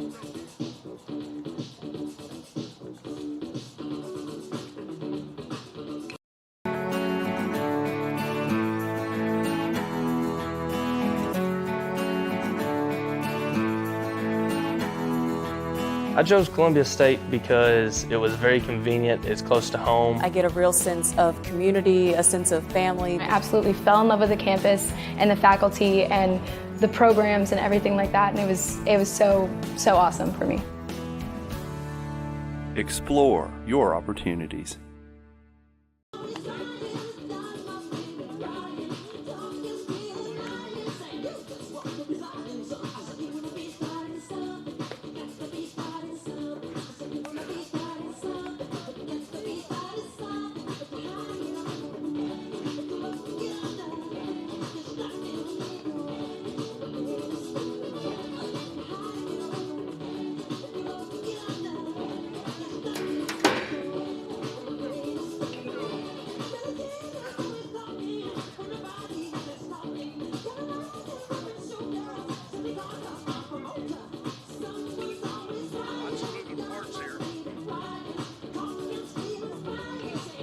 Jackson's got everybody dancing here at Chattanooga State. Owen Wilson now with a 4-run lead. Delivers a pitch to Tylen Graves. It's popped up and will get out of play. Seymour over to the fence. Take a look. Watches it fall harmlessly on the grassy knoll.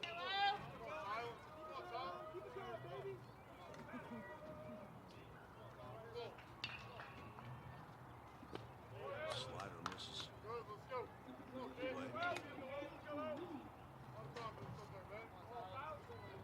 Graves 1 for 2.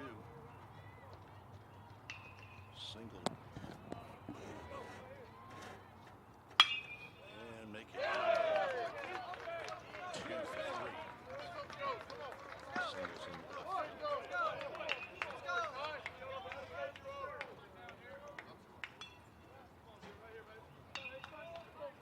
Now batting number 0, Bryce Turner.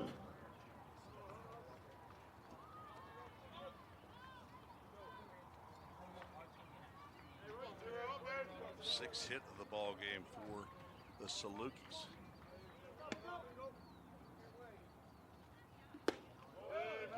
Bryce Turner 1 for 2. Looks at ball 1 outside.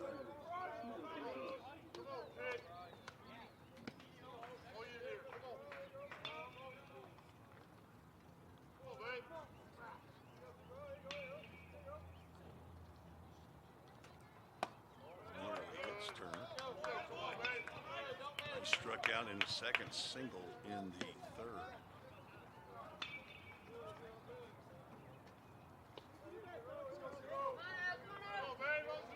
On deck, Charlie Smith.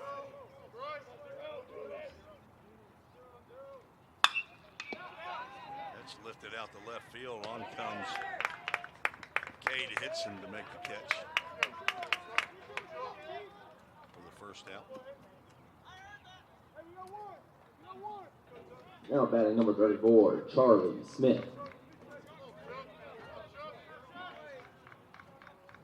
Left-handed hitting left fielder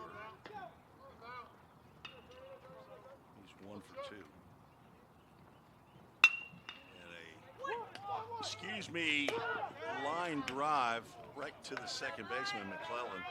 His throw to first base was not going to be in time, but Clint Seymour could not hang on to the baseball either. An excuse me soft liner to... Now batting number 29, Cameron Baker. Cameron Baker over 2 stands in. Leadoff single, still standing at first base. And 2 out.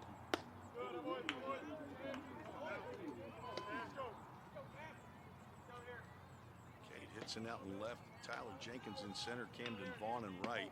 Keto Muto, the third baseman. Hudson Miles at short. Mike McClellan in second. Clint Seymour at first. Ground ball to the backhand. Miles with the step and the throw as he planted.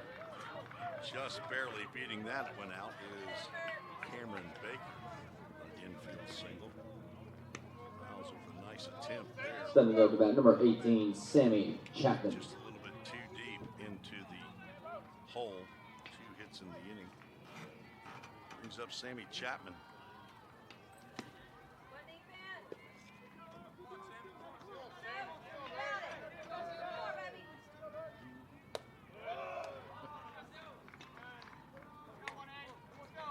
Chapman 1 for 2, doubled in the second, drove in a run, popped out to the first baseman in the fourth. I'll give you another camera angle here. Misses inside. As the Ammon's going to come out of the dugout, there is a left-hander warming. Jake Carden, he got in the ball game yesterday. As the Ammons might be getting the baseball from Owen Wilson, with Sammy Chapman swinging it from the left side of the plate, even though there's a 2-ball no strike count. With 2 on, 2 out, he's not going to get the baseball. You might be thinking, I wish I would have Carden in to face Chapman. I don't know. Carden a starter most of the year. Did get into the game yesterday. It's a line drive base hit that's going to get down, and 1 run's going to score. Vaughn, a bit of a bobble, and gets it back in. Runners at the corners. RBI single for Sammy Chapman. He's 2 for 3 with 2 RBIs. Now batting number 7, Chris Finally Henson. needs to come in and score. Baker ends up at third base. 3 hits in the inning. Brings up Chris Henson, the catcher. He's 0 for 2.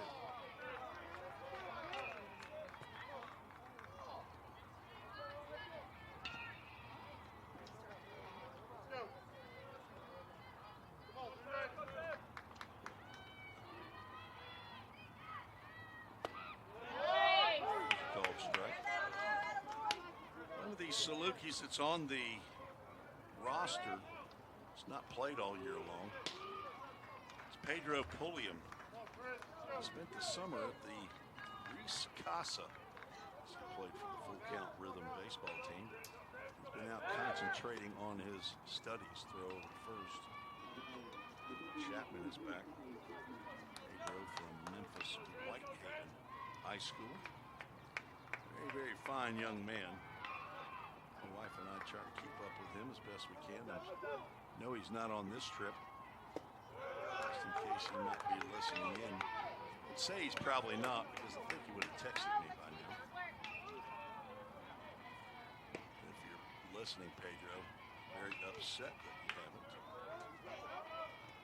texted me by now. 1-1 pitch. Oh, he's gonna nearly had Chapman leaning.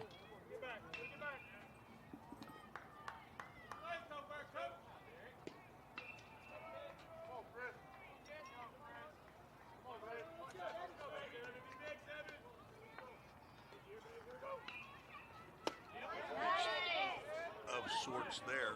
This is just inside. Chapman did not go.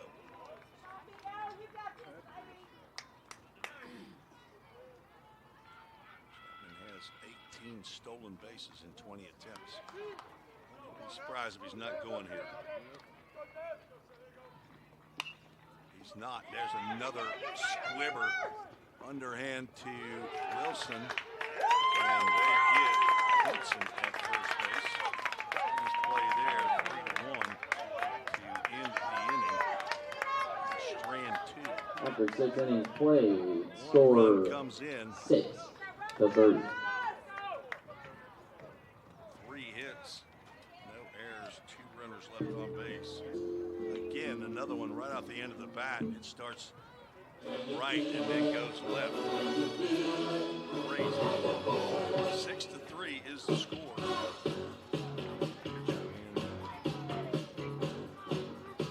For Southwest Tennessee. Short timeout.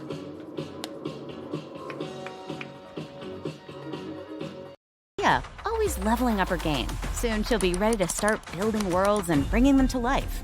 How about Tony? He's forging ahead, learning how he can build his own business and help others. And Timothy? He's flipping the script and charting his own path. Soon he'll be reaching new heights with his degree. What do they all have in common? They're always moving forward. So, what's stopping you? Elevate your skills and conquer your tomorrow at Southwest Tennessee Community College.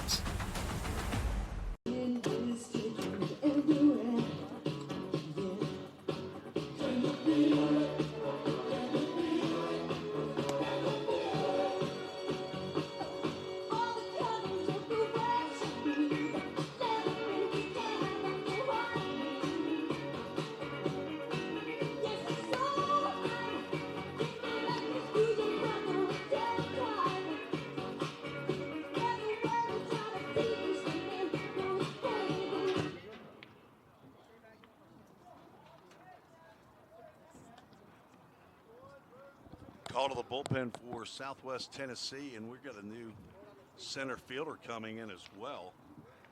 I thought Tyler Casserly, something looked wrong for him, as Jordan Johns is our new center fielder for Southwest Tennessee. Casserly, Number 19, Scotty Young on the pulled mound. something or got hurt. And up to bat, number 26, Cade But Hitson. he is the new center fielder. Move to the top of the 7th inning. Cade Hitson to face the new left-hander. Scotty Young. Young, a 6'2", 175-pound freshman from Collierville, Tennessee, right outside of Memphis. Attended Houston High School. Lefty on lefty matchup as Hitson is 2 for 3 in the contest. A couple of singles and a run scored. Breaking pitch misses low and away. Birds are sitting on the pole. Holds up the backstop screen. It is out. Well, it is in your viewing. Line drive snagged by Turner. Route number 1. Hitson completes the 90 feet. Yeah, Tyler, you got it, bud. Come on. Tyler. Bryce didn't even have to get up, but he got on his tippy toes. Now batting number 7, Tyler Jenkins. Tyler Jenkins 0 for 2. Been hit by a pitch, struck out, popped out.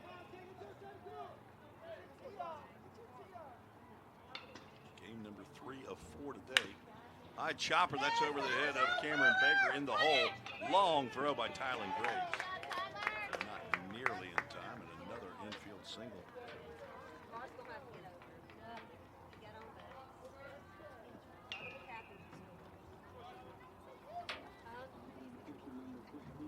Eighth hit of the ball game. Now batting number 5, Columbia State Camden brings Vaughn. up Camden Vaughn. 1 for 3. He had an infield single in the 6th.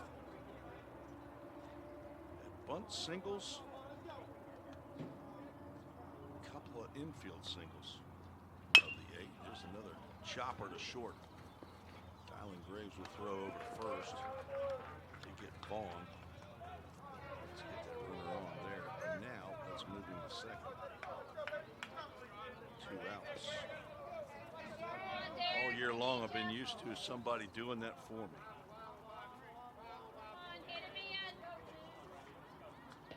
Eric Valentine. Now batting number 22, Derek Valentine. Sac fly, walk, fielder's choice, stolen base, score.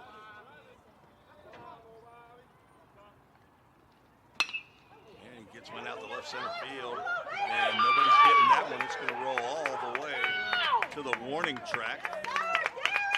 That is an RBI double. Valentine. 5'9", 195-pound freshman from Vega, Baja, Puerto Rico. Now batting number 8, Cato Muto. State takes a 7-3 lead. A 2-out knock by Valentine as Cato Muto stands in. First hit of the game for Valentine. First hit of the tournament for Muto. Muto tried to lay down a bunt there. Tired of getting hit by pitches. Been hit twice. That was by Eli West, who plunked 4 chargers. 0-1 pitch. Fouls. Cato Muto trying to hit some of the Salukis. Grounds that one over to the Salukis dugout. Down in the count now, no balls, 2 strikes.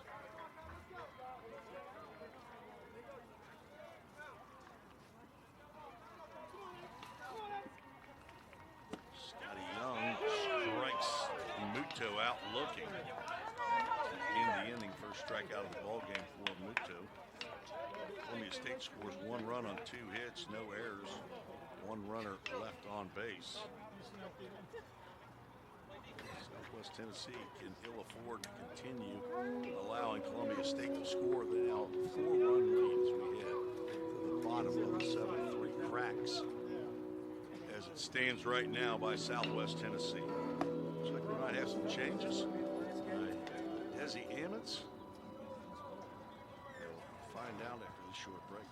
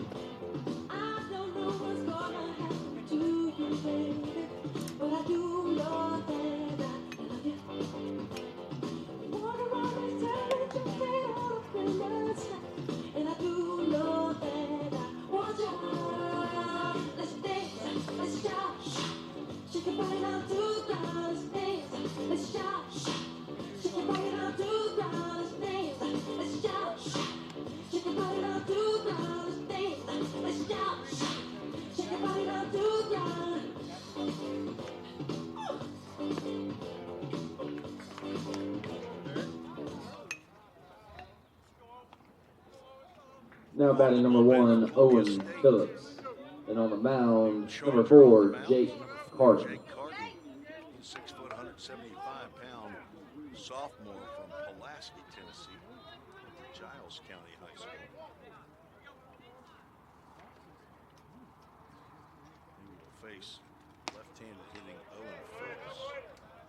Phillips does not swing at the first pitch. That's the first at-bat today that he didn't. Singled on a first pitch on the third. Check swing there. Gets into the Chargers dugout.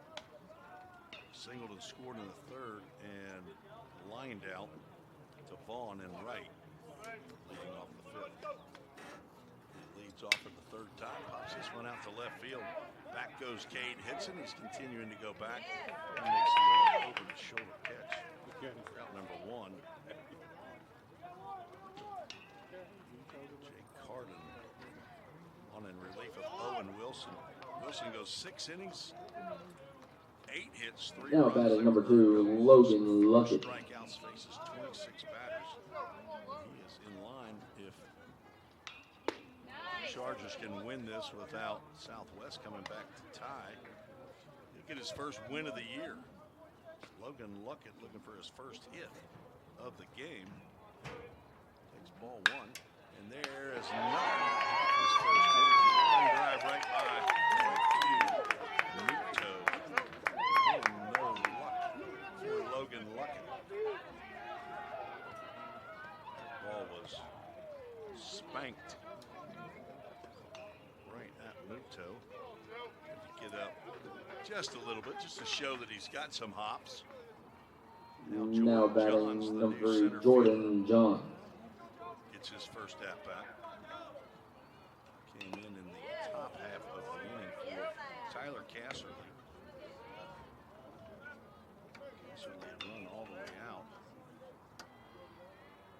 to center field. Slow roller to third base line. The best bet would have been to let that go, but Muto tries to make the throw. Actually, a good throw probably would have had him, but I would assume that it's an infield single and will be a swinging ball. One more, guys. Jordan Johns runs well and puts the pressure on the defense. And another infield single.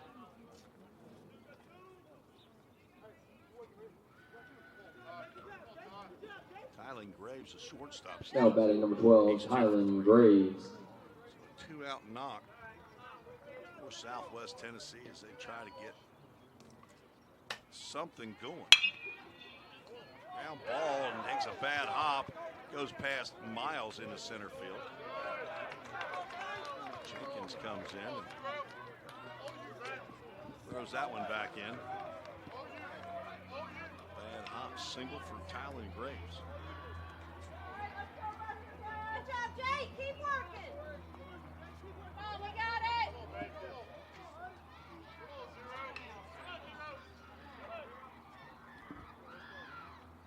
Two are on, 2 out. Bryce Turner could change the complexion of this game right here with one swing of the bat. He hit his 14th home run of the game in the 9th inning. It was a solo shot against Walter State. He drills one into left field. That's going to get down for a base hit. Backhanded by Hitson. His throw to the plate is cut off. RBI single for Bryce Turner.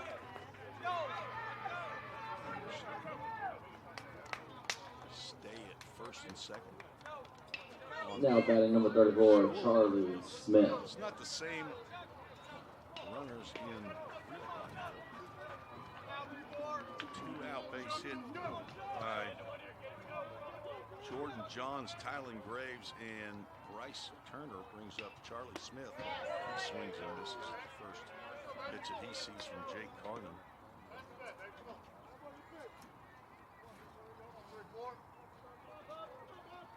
Go defense. Carden's 14th appearance of the year. Yes, Jake. Which nearly hits Smith. He swings and misses. It's his third in relief. Is primarily a starter during the year. 64 innings of work. Giving up 88 hits. So batters are hitting .328 against Jake Carden. 5.98 ERA.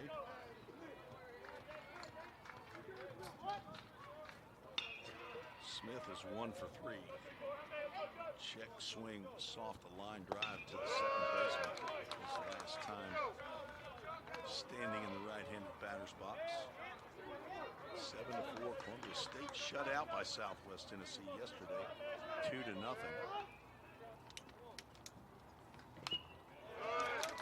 Scored 6 runs against Jackson State earlier today, the 10 a.m. game down at Cleveland State. Cleveland State now 7 runs, 9 hits. Southwest Tennessee picked up 11 hits and 4 runs. Just missed on the outside corner. Full count, Ministries full count. Runners at first and second should be on the move with the pitch.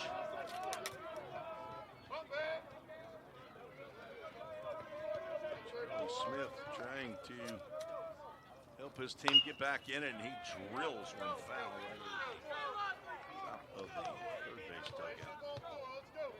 Smith was 0 for 4 in that 2-0 win. 1 for 3 against Walter State. 2 for 10 in the tournament. Southwest Tennessee needs another 2-out knock.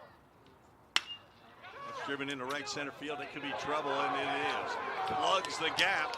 1 run will score. They're sending Bryce Turner to third base. Goes Charlie Smith with a 2-run triple. Southwest Tennessee now trails by 1. Carton has come up, getting the first 2 out in the 7th, giving up 4 straight hits. Charlie Smith plugs the gap in right center field, drives home Tylen Graves and Bryce Turner.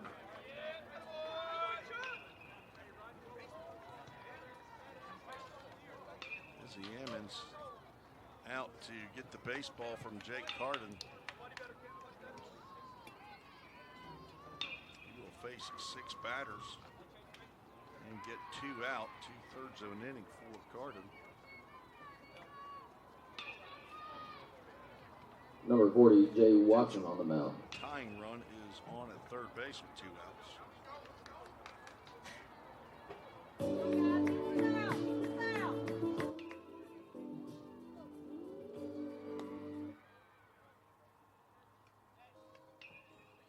New pitcher on is Jay Watson, second team all conference relief pitcher for Columbia State. I believe it is his first action. Let's see if it's.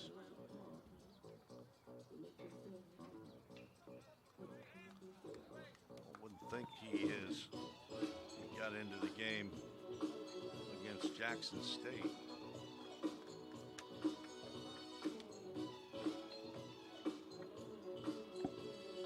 Jay Watson, 6'2", 205-pound right-hander from Clarksville, Tennessee, Rossview High School.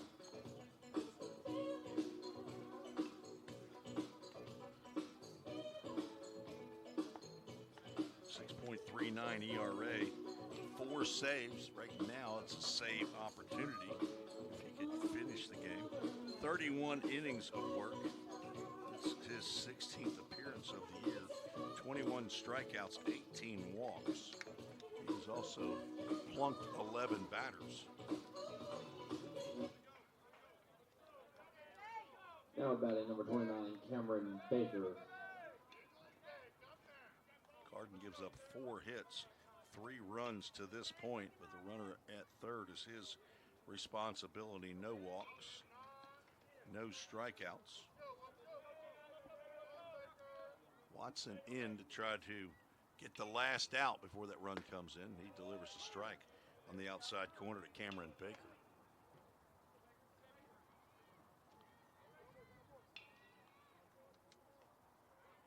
Southwest Tennessee with the 3 runs here in the bottom of the 7th, matching the 3 runs in the top of the 6th. Sidearm delivery, and Valentine has to get out of the crouch and slide to his right. Snagged that one.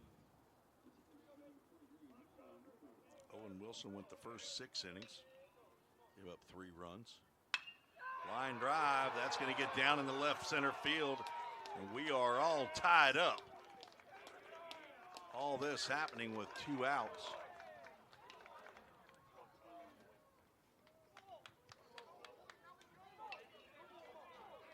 RBI single for Baker. He's now 2 for 4.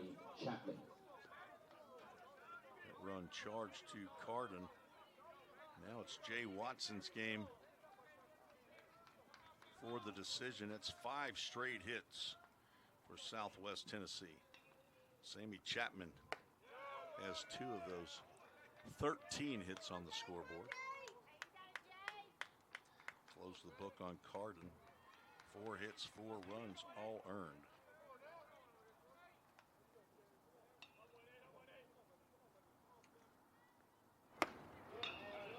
Called strike.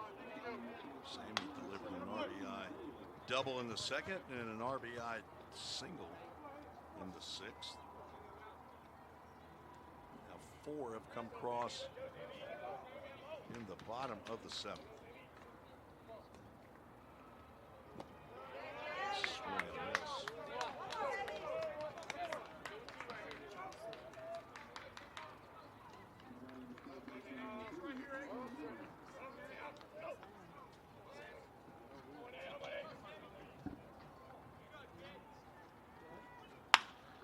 Line drive to Seymour. 3rd out. Put some line drives right at infielders in this ball game. 4 runs, 5 hits, no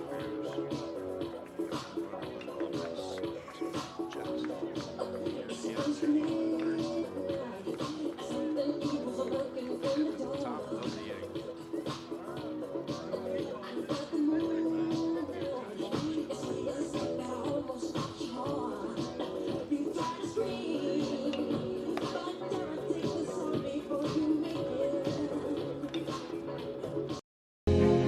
In 1967, West Tennessee's first community college opened its doors. In the decades since, graduates have made a name for themselves as healthcare professionals, community leaders, business owners, veterans, educators, and so much more. With 3 generations of Jackson State graduates leading the way, the future has never looked brighter for West Tennessee. We are your community college. We are Jackson State.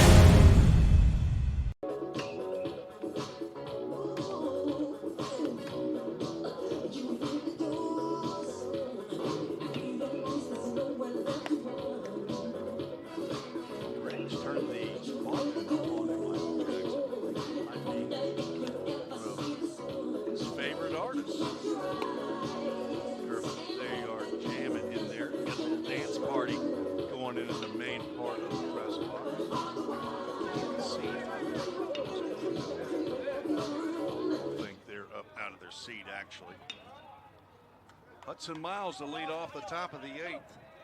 Come on, Hut, get us going. He had a bunt singles last time at the plate, facing Scotty Young here, the 3rd pitcher on for Southwest Tennessee.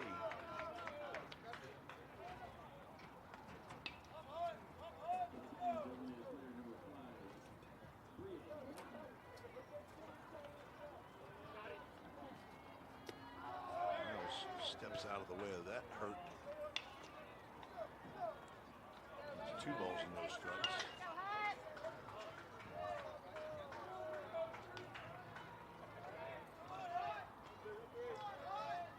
Miles was 1 for 3 in the game yesterday. 2-0 loss to Southwest. Takes a called strike. Singled in his very first at bat. Also walked.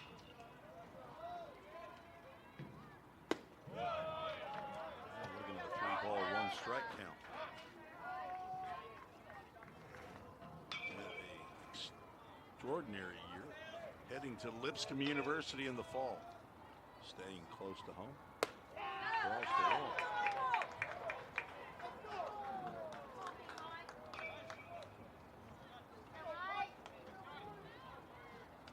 wall. Now batting number 2, Michael McClellan. First walk of the ball game by Scotty Young, who got the ball to begin the 7th inning. Gave up 1 run on 2 hits. Now facing McClellan.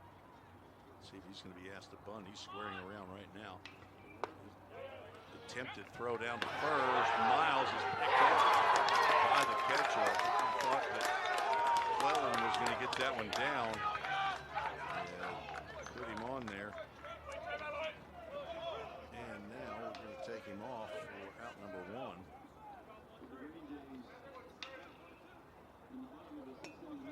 Back picked by Chris Henson. Nobody on, one out. McClellan, ground ball, stabbed by Scotty Young. And just like that, 2 quick outs. After the inning started to look promising for Columbia State. Now batting number 16, Clint Seymour. Miles gets picked off, and McClellan grounds out to the pitcher. Brings Clint Seymour to the plate. He's looking for his first hit. 0 for 2 with a couple of RBIs. That's a big old cut there. Comes up empty.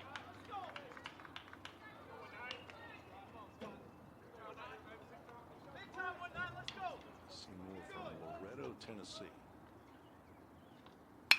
That's drilled into right field. That will get down. And the diving attempt by Chapman. Seymour rounding second. He is going to drop the anchor and come back to second base.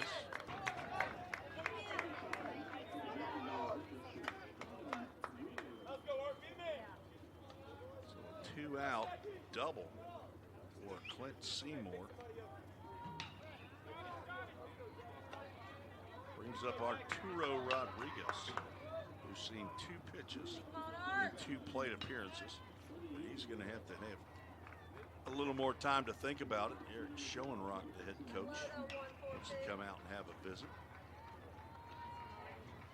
Nobody warming in the Southwest Tennessee bullpen, so this is just another confab to talk maybe about how to pitch to Arturo Rodriguez.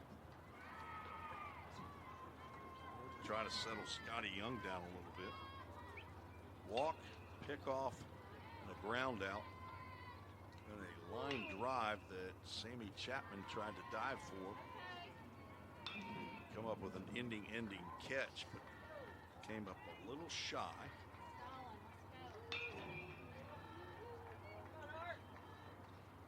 And it rolled past him.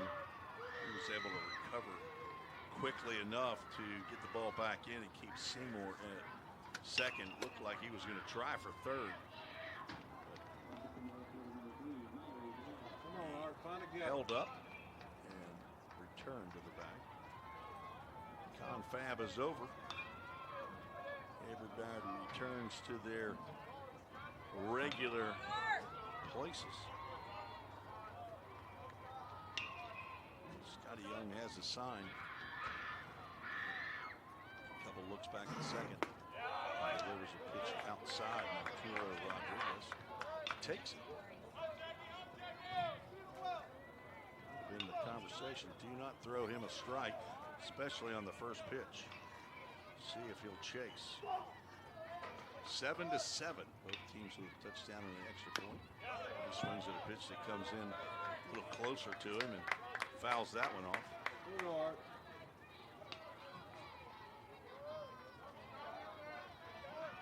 Rodriguez playing in his 39th game. Came in hitting .336, 37 hits, 7 doubles, a triple, and 3 home runs. Tap foul.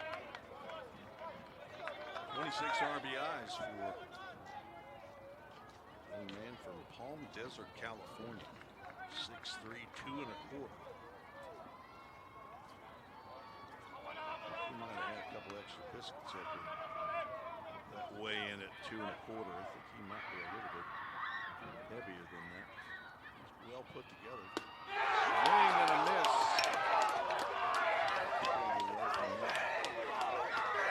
Pitch a little bit too quickly, and stranded at second is Seymour. Second strikeout for Scotty Young. This game remains tied. No runs, 1 hit, no errors.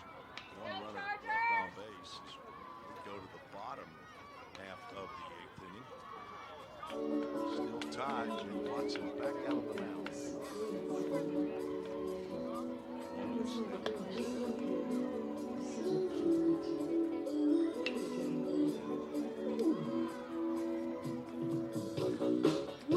Yeah, always leveling up her game. Soon she'll be ready to start building worlds and bringing them to life.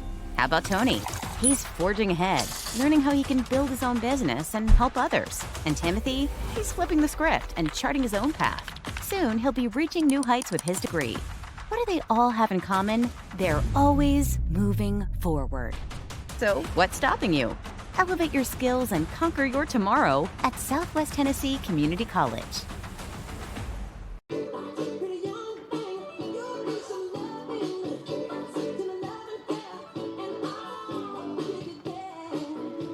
Game 3 of the day, game 9 of the tournament. Game baseball side of things.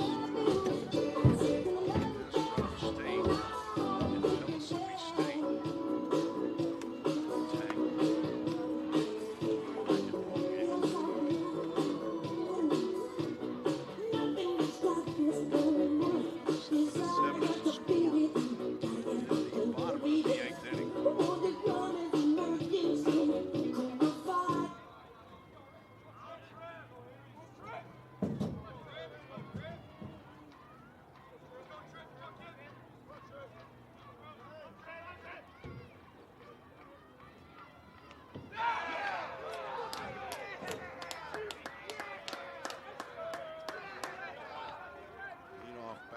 Is a pinch hitter as Trip Ray comes in to hit for Chris Henson. He gets hit by a pitch.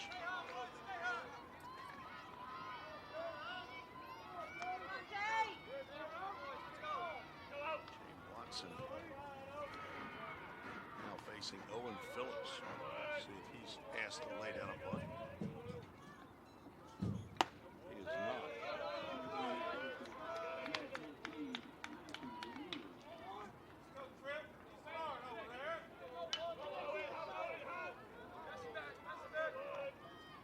Pinch hitter go in to catch Chris Henson.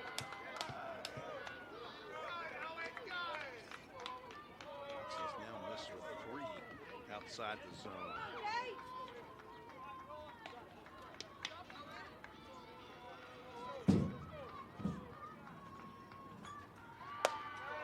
Gets in there for a call strike. Phillips is 1 for 3. Singled and scored to third, lined out to the right fielder in the 5th, flew out to left field in the 7th, throw over to first. Way back in town.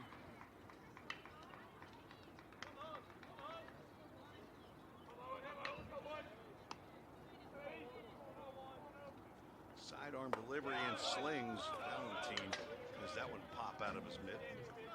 Jumped on that one pretty quick though.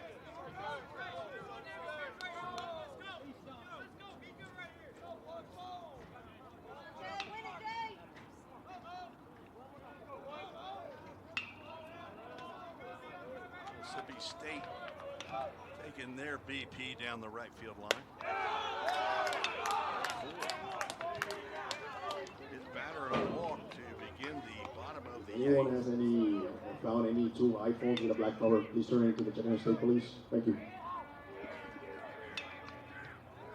Now batting number 2, Logan Luckett.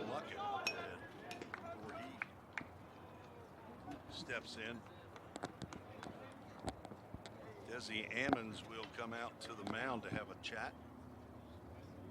So right-hander is warming in Columbia State's bullpen. This is their man, Jay Watson. Second team all-conference selection. Anthony Serrano is warming in the bullpen, also a relief pitcher for Columbia State. Serrano has 14 appearances. Watson just 1 more, now 2. 16th appearance of the year for Jay Watson, both of them. 4 saves apiece. Only 2 relief pitchers for Columbia State. Watson got the nod for the second team all-conference.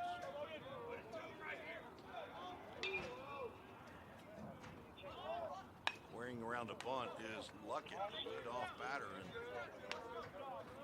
one of the top hitters in the conference. Coach asking him to lay down a bunt. Fouls it down the first baseline.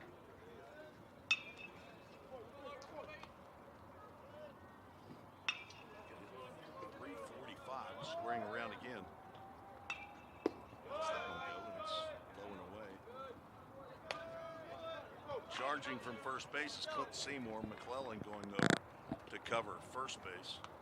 Cato Muto, the third baseman, is staying home at third. So the play here as time is called, an offensive timeout, is Eric Schoenrock, the head coach in his 8th year as the head man at Southwest Tennessee. He's discussing strategy with Luckett as to where to put that ball, and where you want to put it is down the third base line with Muto not charging. You want to make Watson field this down the third base line. And there's a square around, and that either hit Luckett or hit the bat. Not sure what's happened here. Maybe not.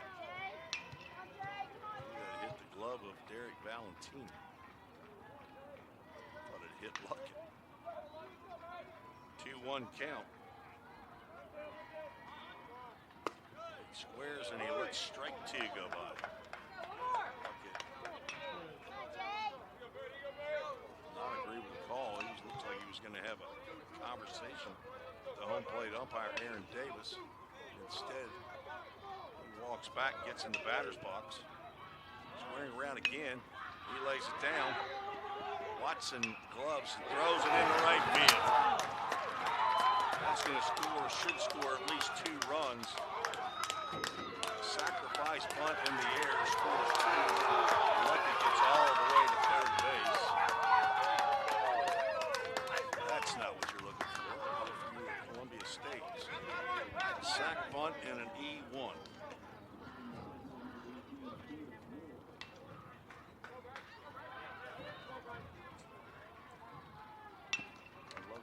Now batting number 3, Jordan John. Some fashion is going to be taken down for a pinch runner. The right pinch runner at third base. Still nobody out in the bottom of the 8th. Watson got to that in plenty of time. Now we know probably why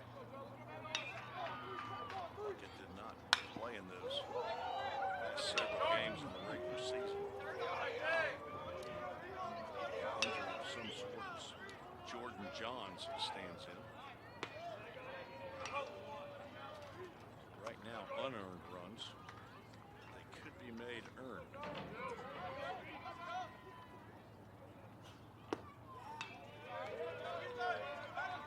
count now to Johns. Had an infield single. His first plate appearance.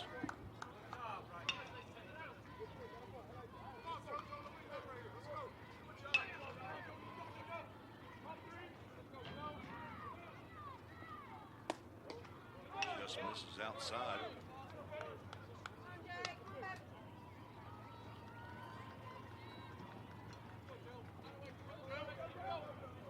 See how long Desi Ammons goes with Jay Watson. Tapper, that's going to be foul. Muto about ran into the base runner.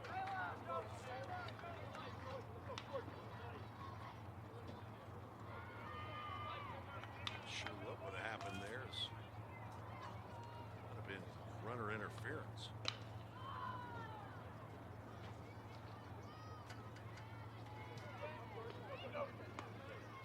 But it's a foul ball instead.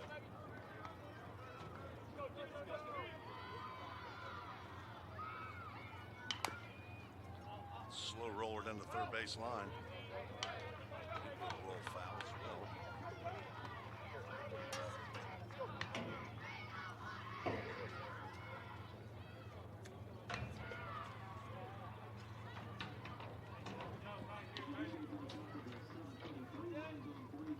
No hits in the inning, 2 runs have come across. Trip Ray was hit by a pitch by Watson, and Owen Phillips walked. Logan Luckett with 2 strikes laid down a bunt, and Jay Watson picked it up, threw it down the right field line. To be retrieved by Camden Vaughn. By that time, Luckett got all the way over to third base. Now Matthew Wright, pinch runner, is on at third base. Still nobody out. And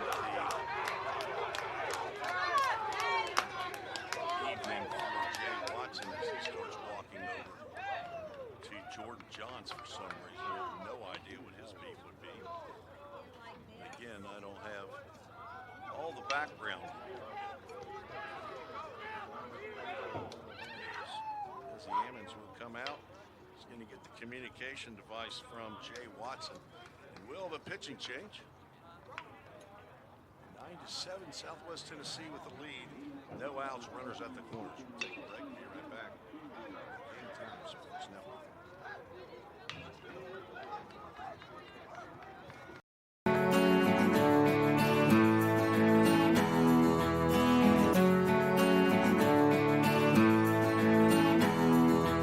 I chose Columbia State because it was very convenient, it's close to home. I get a real sense of community, a sense of family. I absolutely fell in love with the campus and the faculty and the programs and everything like that, and it was so awesome for me.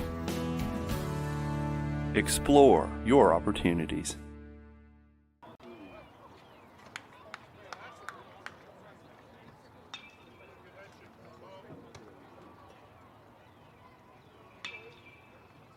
What a drag it is getting old.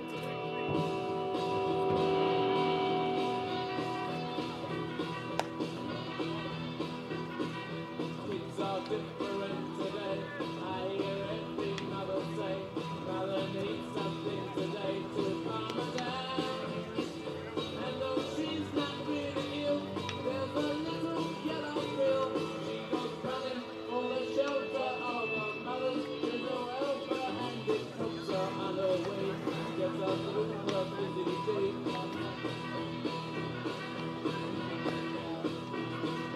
Things are different today. I hear every mother say, cooking fresh food for her husband's just a drag. So she buys an instant cake, and she buys a whole steak. She goes running for the shelter of her mother's little helper, and she helps her on her way. Gets her through Independence her High busy School. day. He is on in relief of Jay Watson. Getting one out, faces 6 back. Comes up on the end, walks in, hits 2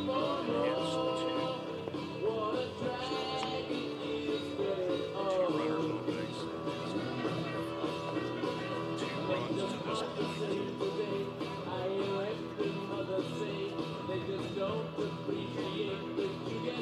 Nobody out, runners at the corners. Mono his 15th appearance. He's had 4 saves, but this is a 20 and 2/3 innings of work, 22 hits, 16, 17 walks, 27 strikeouts. 3 batters. 3-hole hitter Tyler Graves.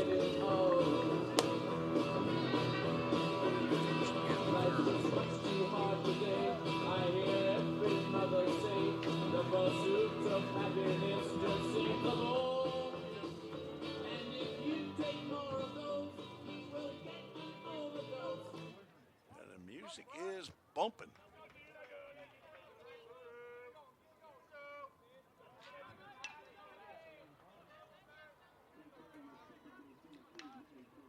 Graves, 3 straight hits make it 4 straight hits as he dumps one down in front of Cade Hitson, an RBI single. First pitch he sees from Serrano. He's now 4 for 5 with a couple of RBIs. Number 0, Bryce Turner. That's an unearned run. It's 10-7.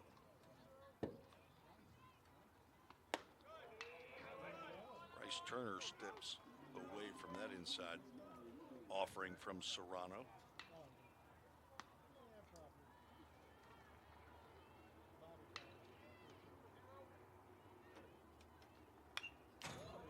Takes a hack there and fouls it back. Bryce Turner 2 for 4. Couple of singles, run scored, and an RBI. Jordan Johns on at second base. He got hit by a pitch. Tylen Graves single drove in a run.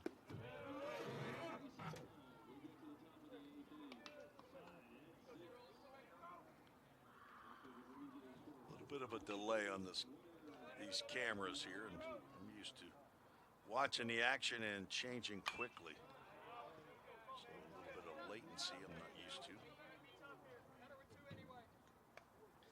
But trying to give you some couple of camera angles to change what could turn into monotonous. Southwest has scored 8 runs in the last 2+ innings. Take a 10-7 lead. There's a slider called strike 3. Bryce Turner not agreeing with that. For the first out of the 8th inning. Coming up to bat, number 34, Charlie Smith with a big 2-run triple. In the 7th, steps to the plate. Fouls that one straight back. Couple of hits in 4 plate appearances. He scored twice.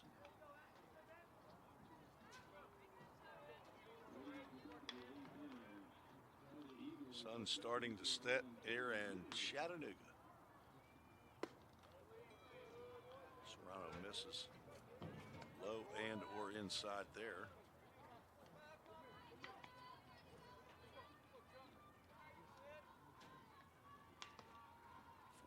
Hits for the Salukis.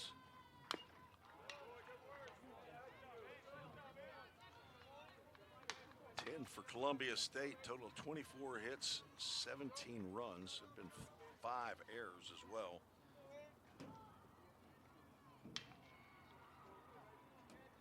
Three by Columbia State. One big one in this inning. See how big it ends up being, and there's another strike 3. Go have a seat. And now 2 outs. It's Cameron Baker.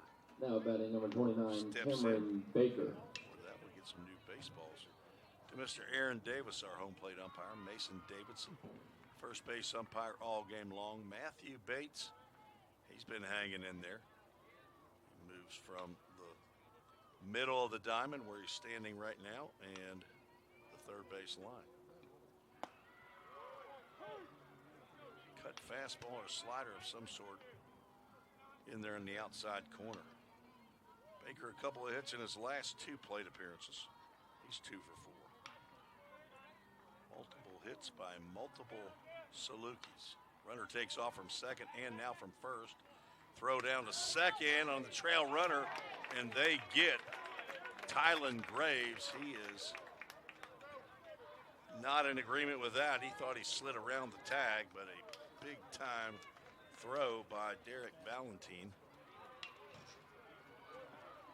ends the inning, and that could be clutch. 10-7. The score. Caught stealing is the final out. We left Cameron Baker at the plate. 3 runs come in. Trying to figure out how many of those are earned on just 1 hit. There was 1 big error and 1 runner left on base. Might be getting the word right here. How many of those you got? All right, so 2 are unearned. 3 runs, 1 earned. Charge to Jay Watson. Headed to the 9th. Columbia State needs 3 to stay in the ballgame. We'll be right back with Game Time Sports Network.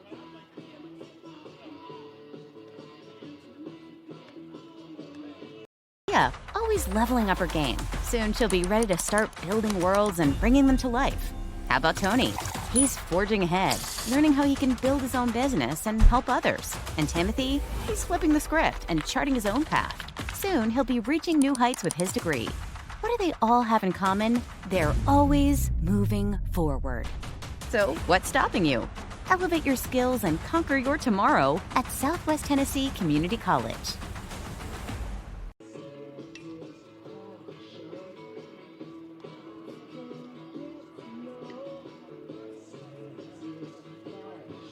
Tim Reese back on the Game Time Sports Network.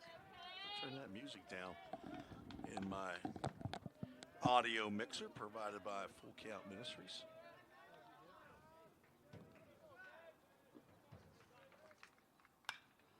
First pitch swinging, Cade Hitson off of Scotty Young.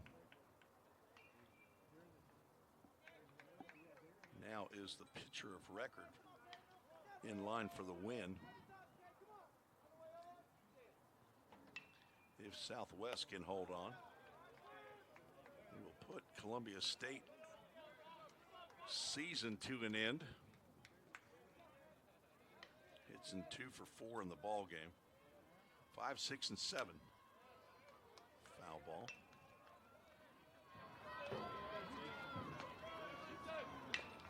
Young came in the 7th. This is his 3rd inning.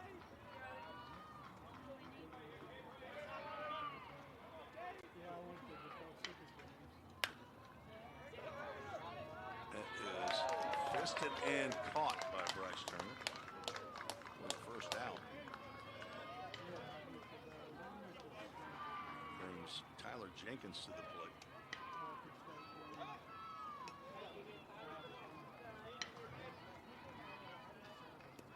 Now batting number 7, Tyler Jenkins.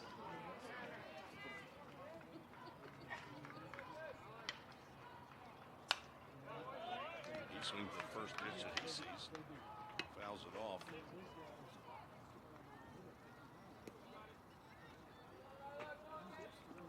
The out up on the scoreboard.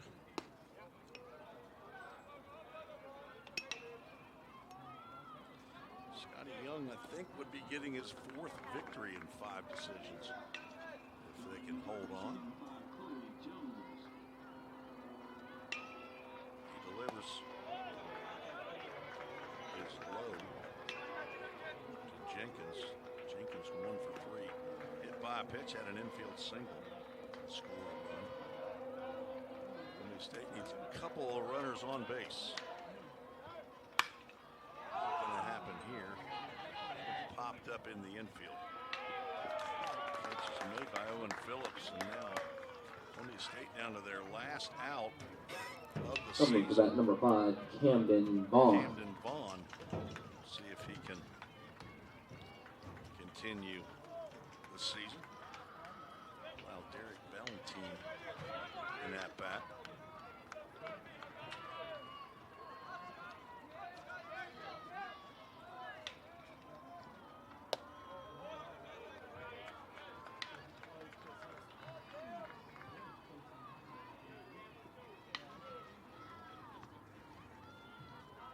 Vaughn 1 for 4.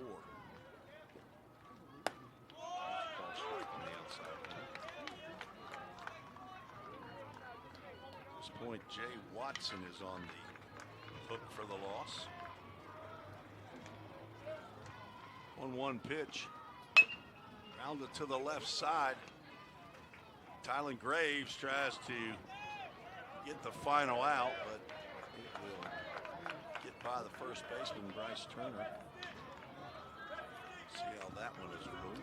It's a tough play there by Tylen Graves.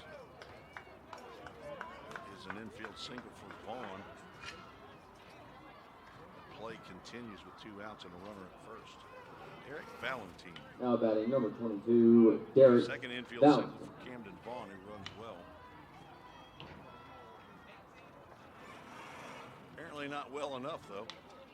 Coming out of the ball game. Anthony Pastrana is the pinch runner. 6', 190-pound sophomore from Smyrna, Tennessee. Number 18, Anthony Pastrana, coming in the pinch run.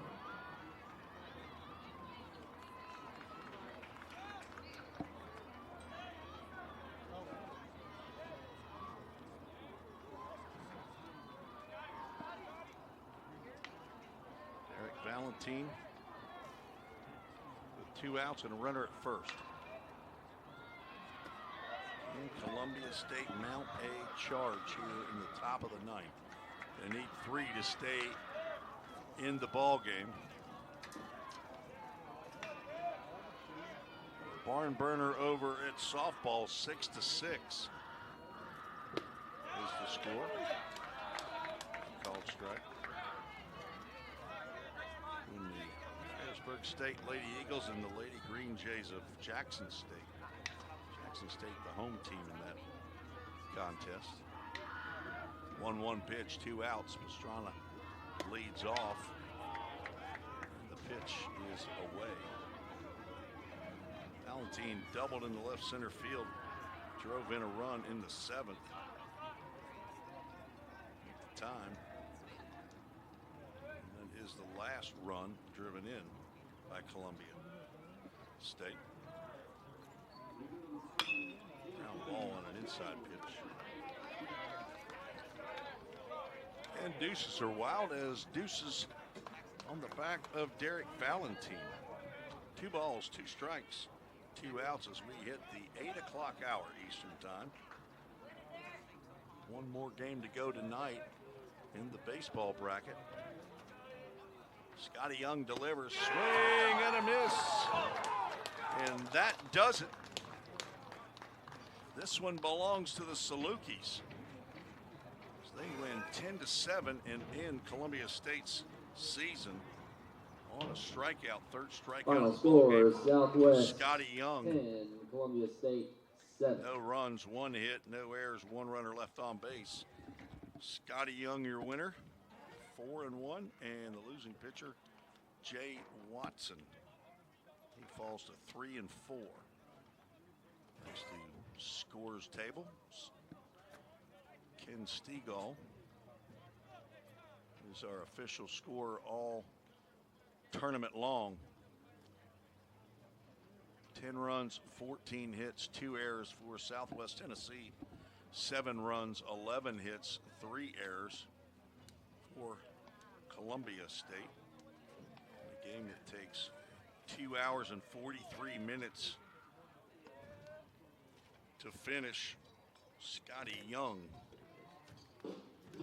comes in and picks up his 4th win.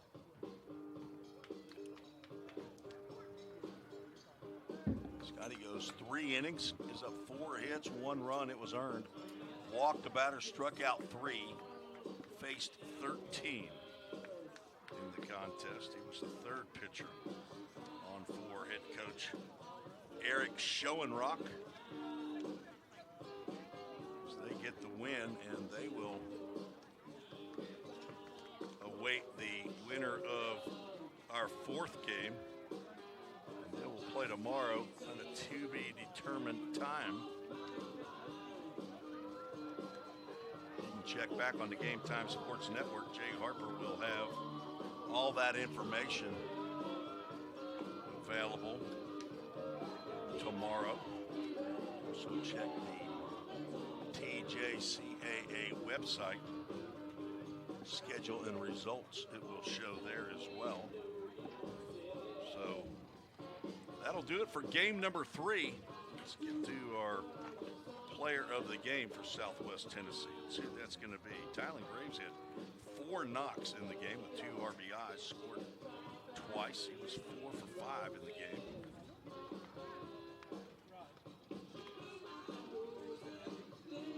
Two hits for Bryce Turner, an RBI. 2-run score for Charlie Smith on 2 hits. He also had a triple. RBIs for Cameron Baker, Sammy Chapman with 2. Tylen Graves is the player of the game.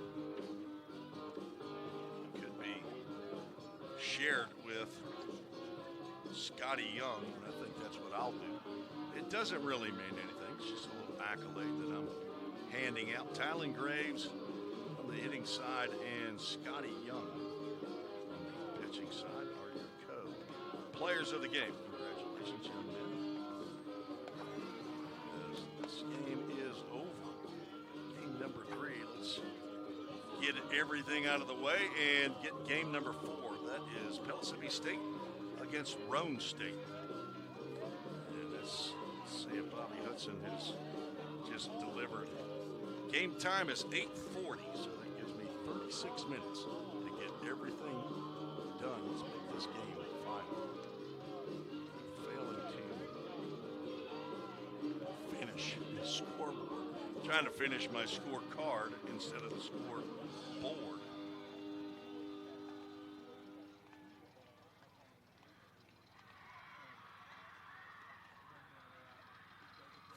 runs in that.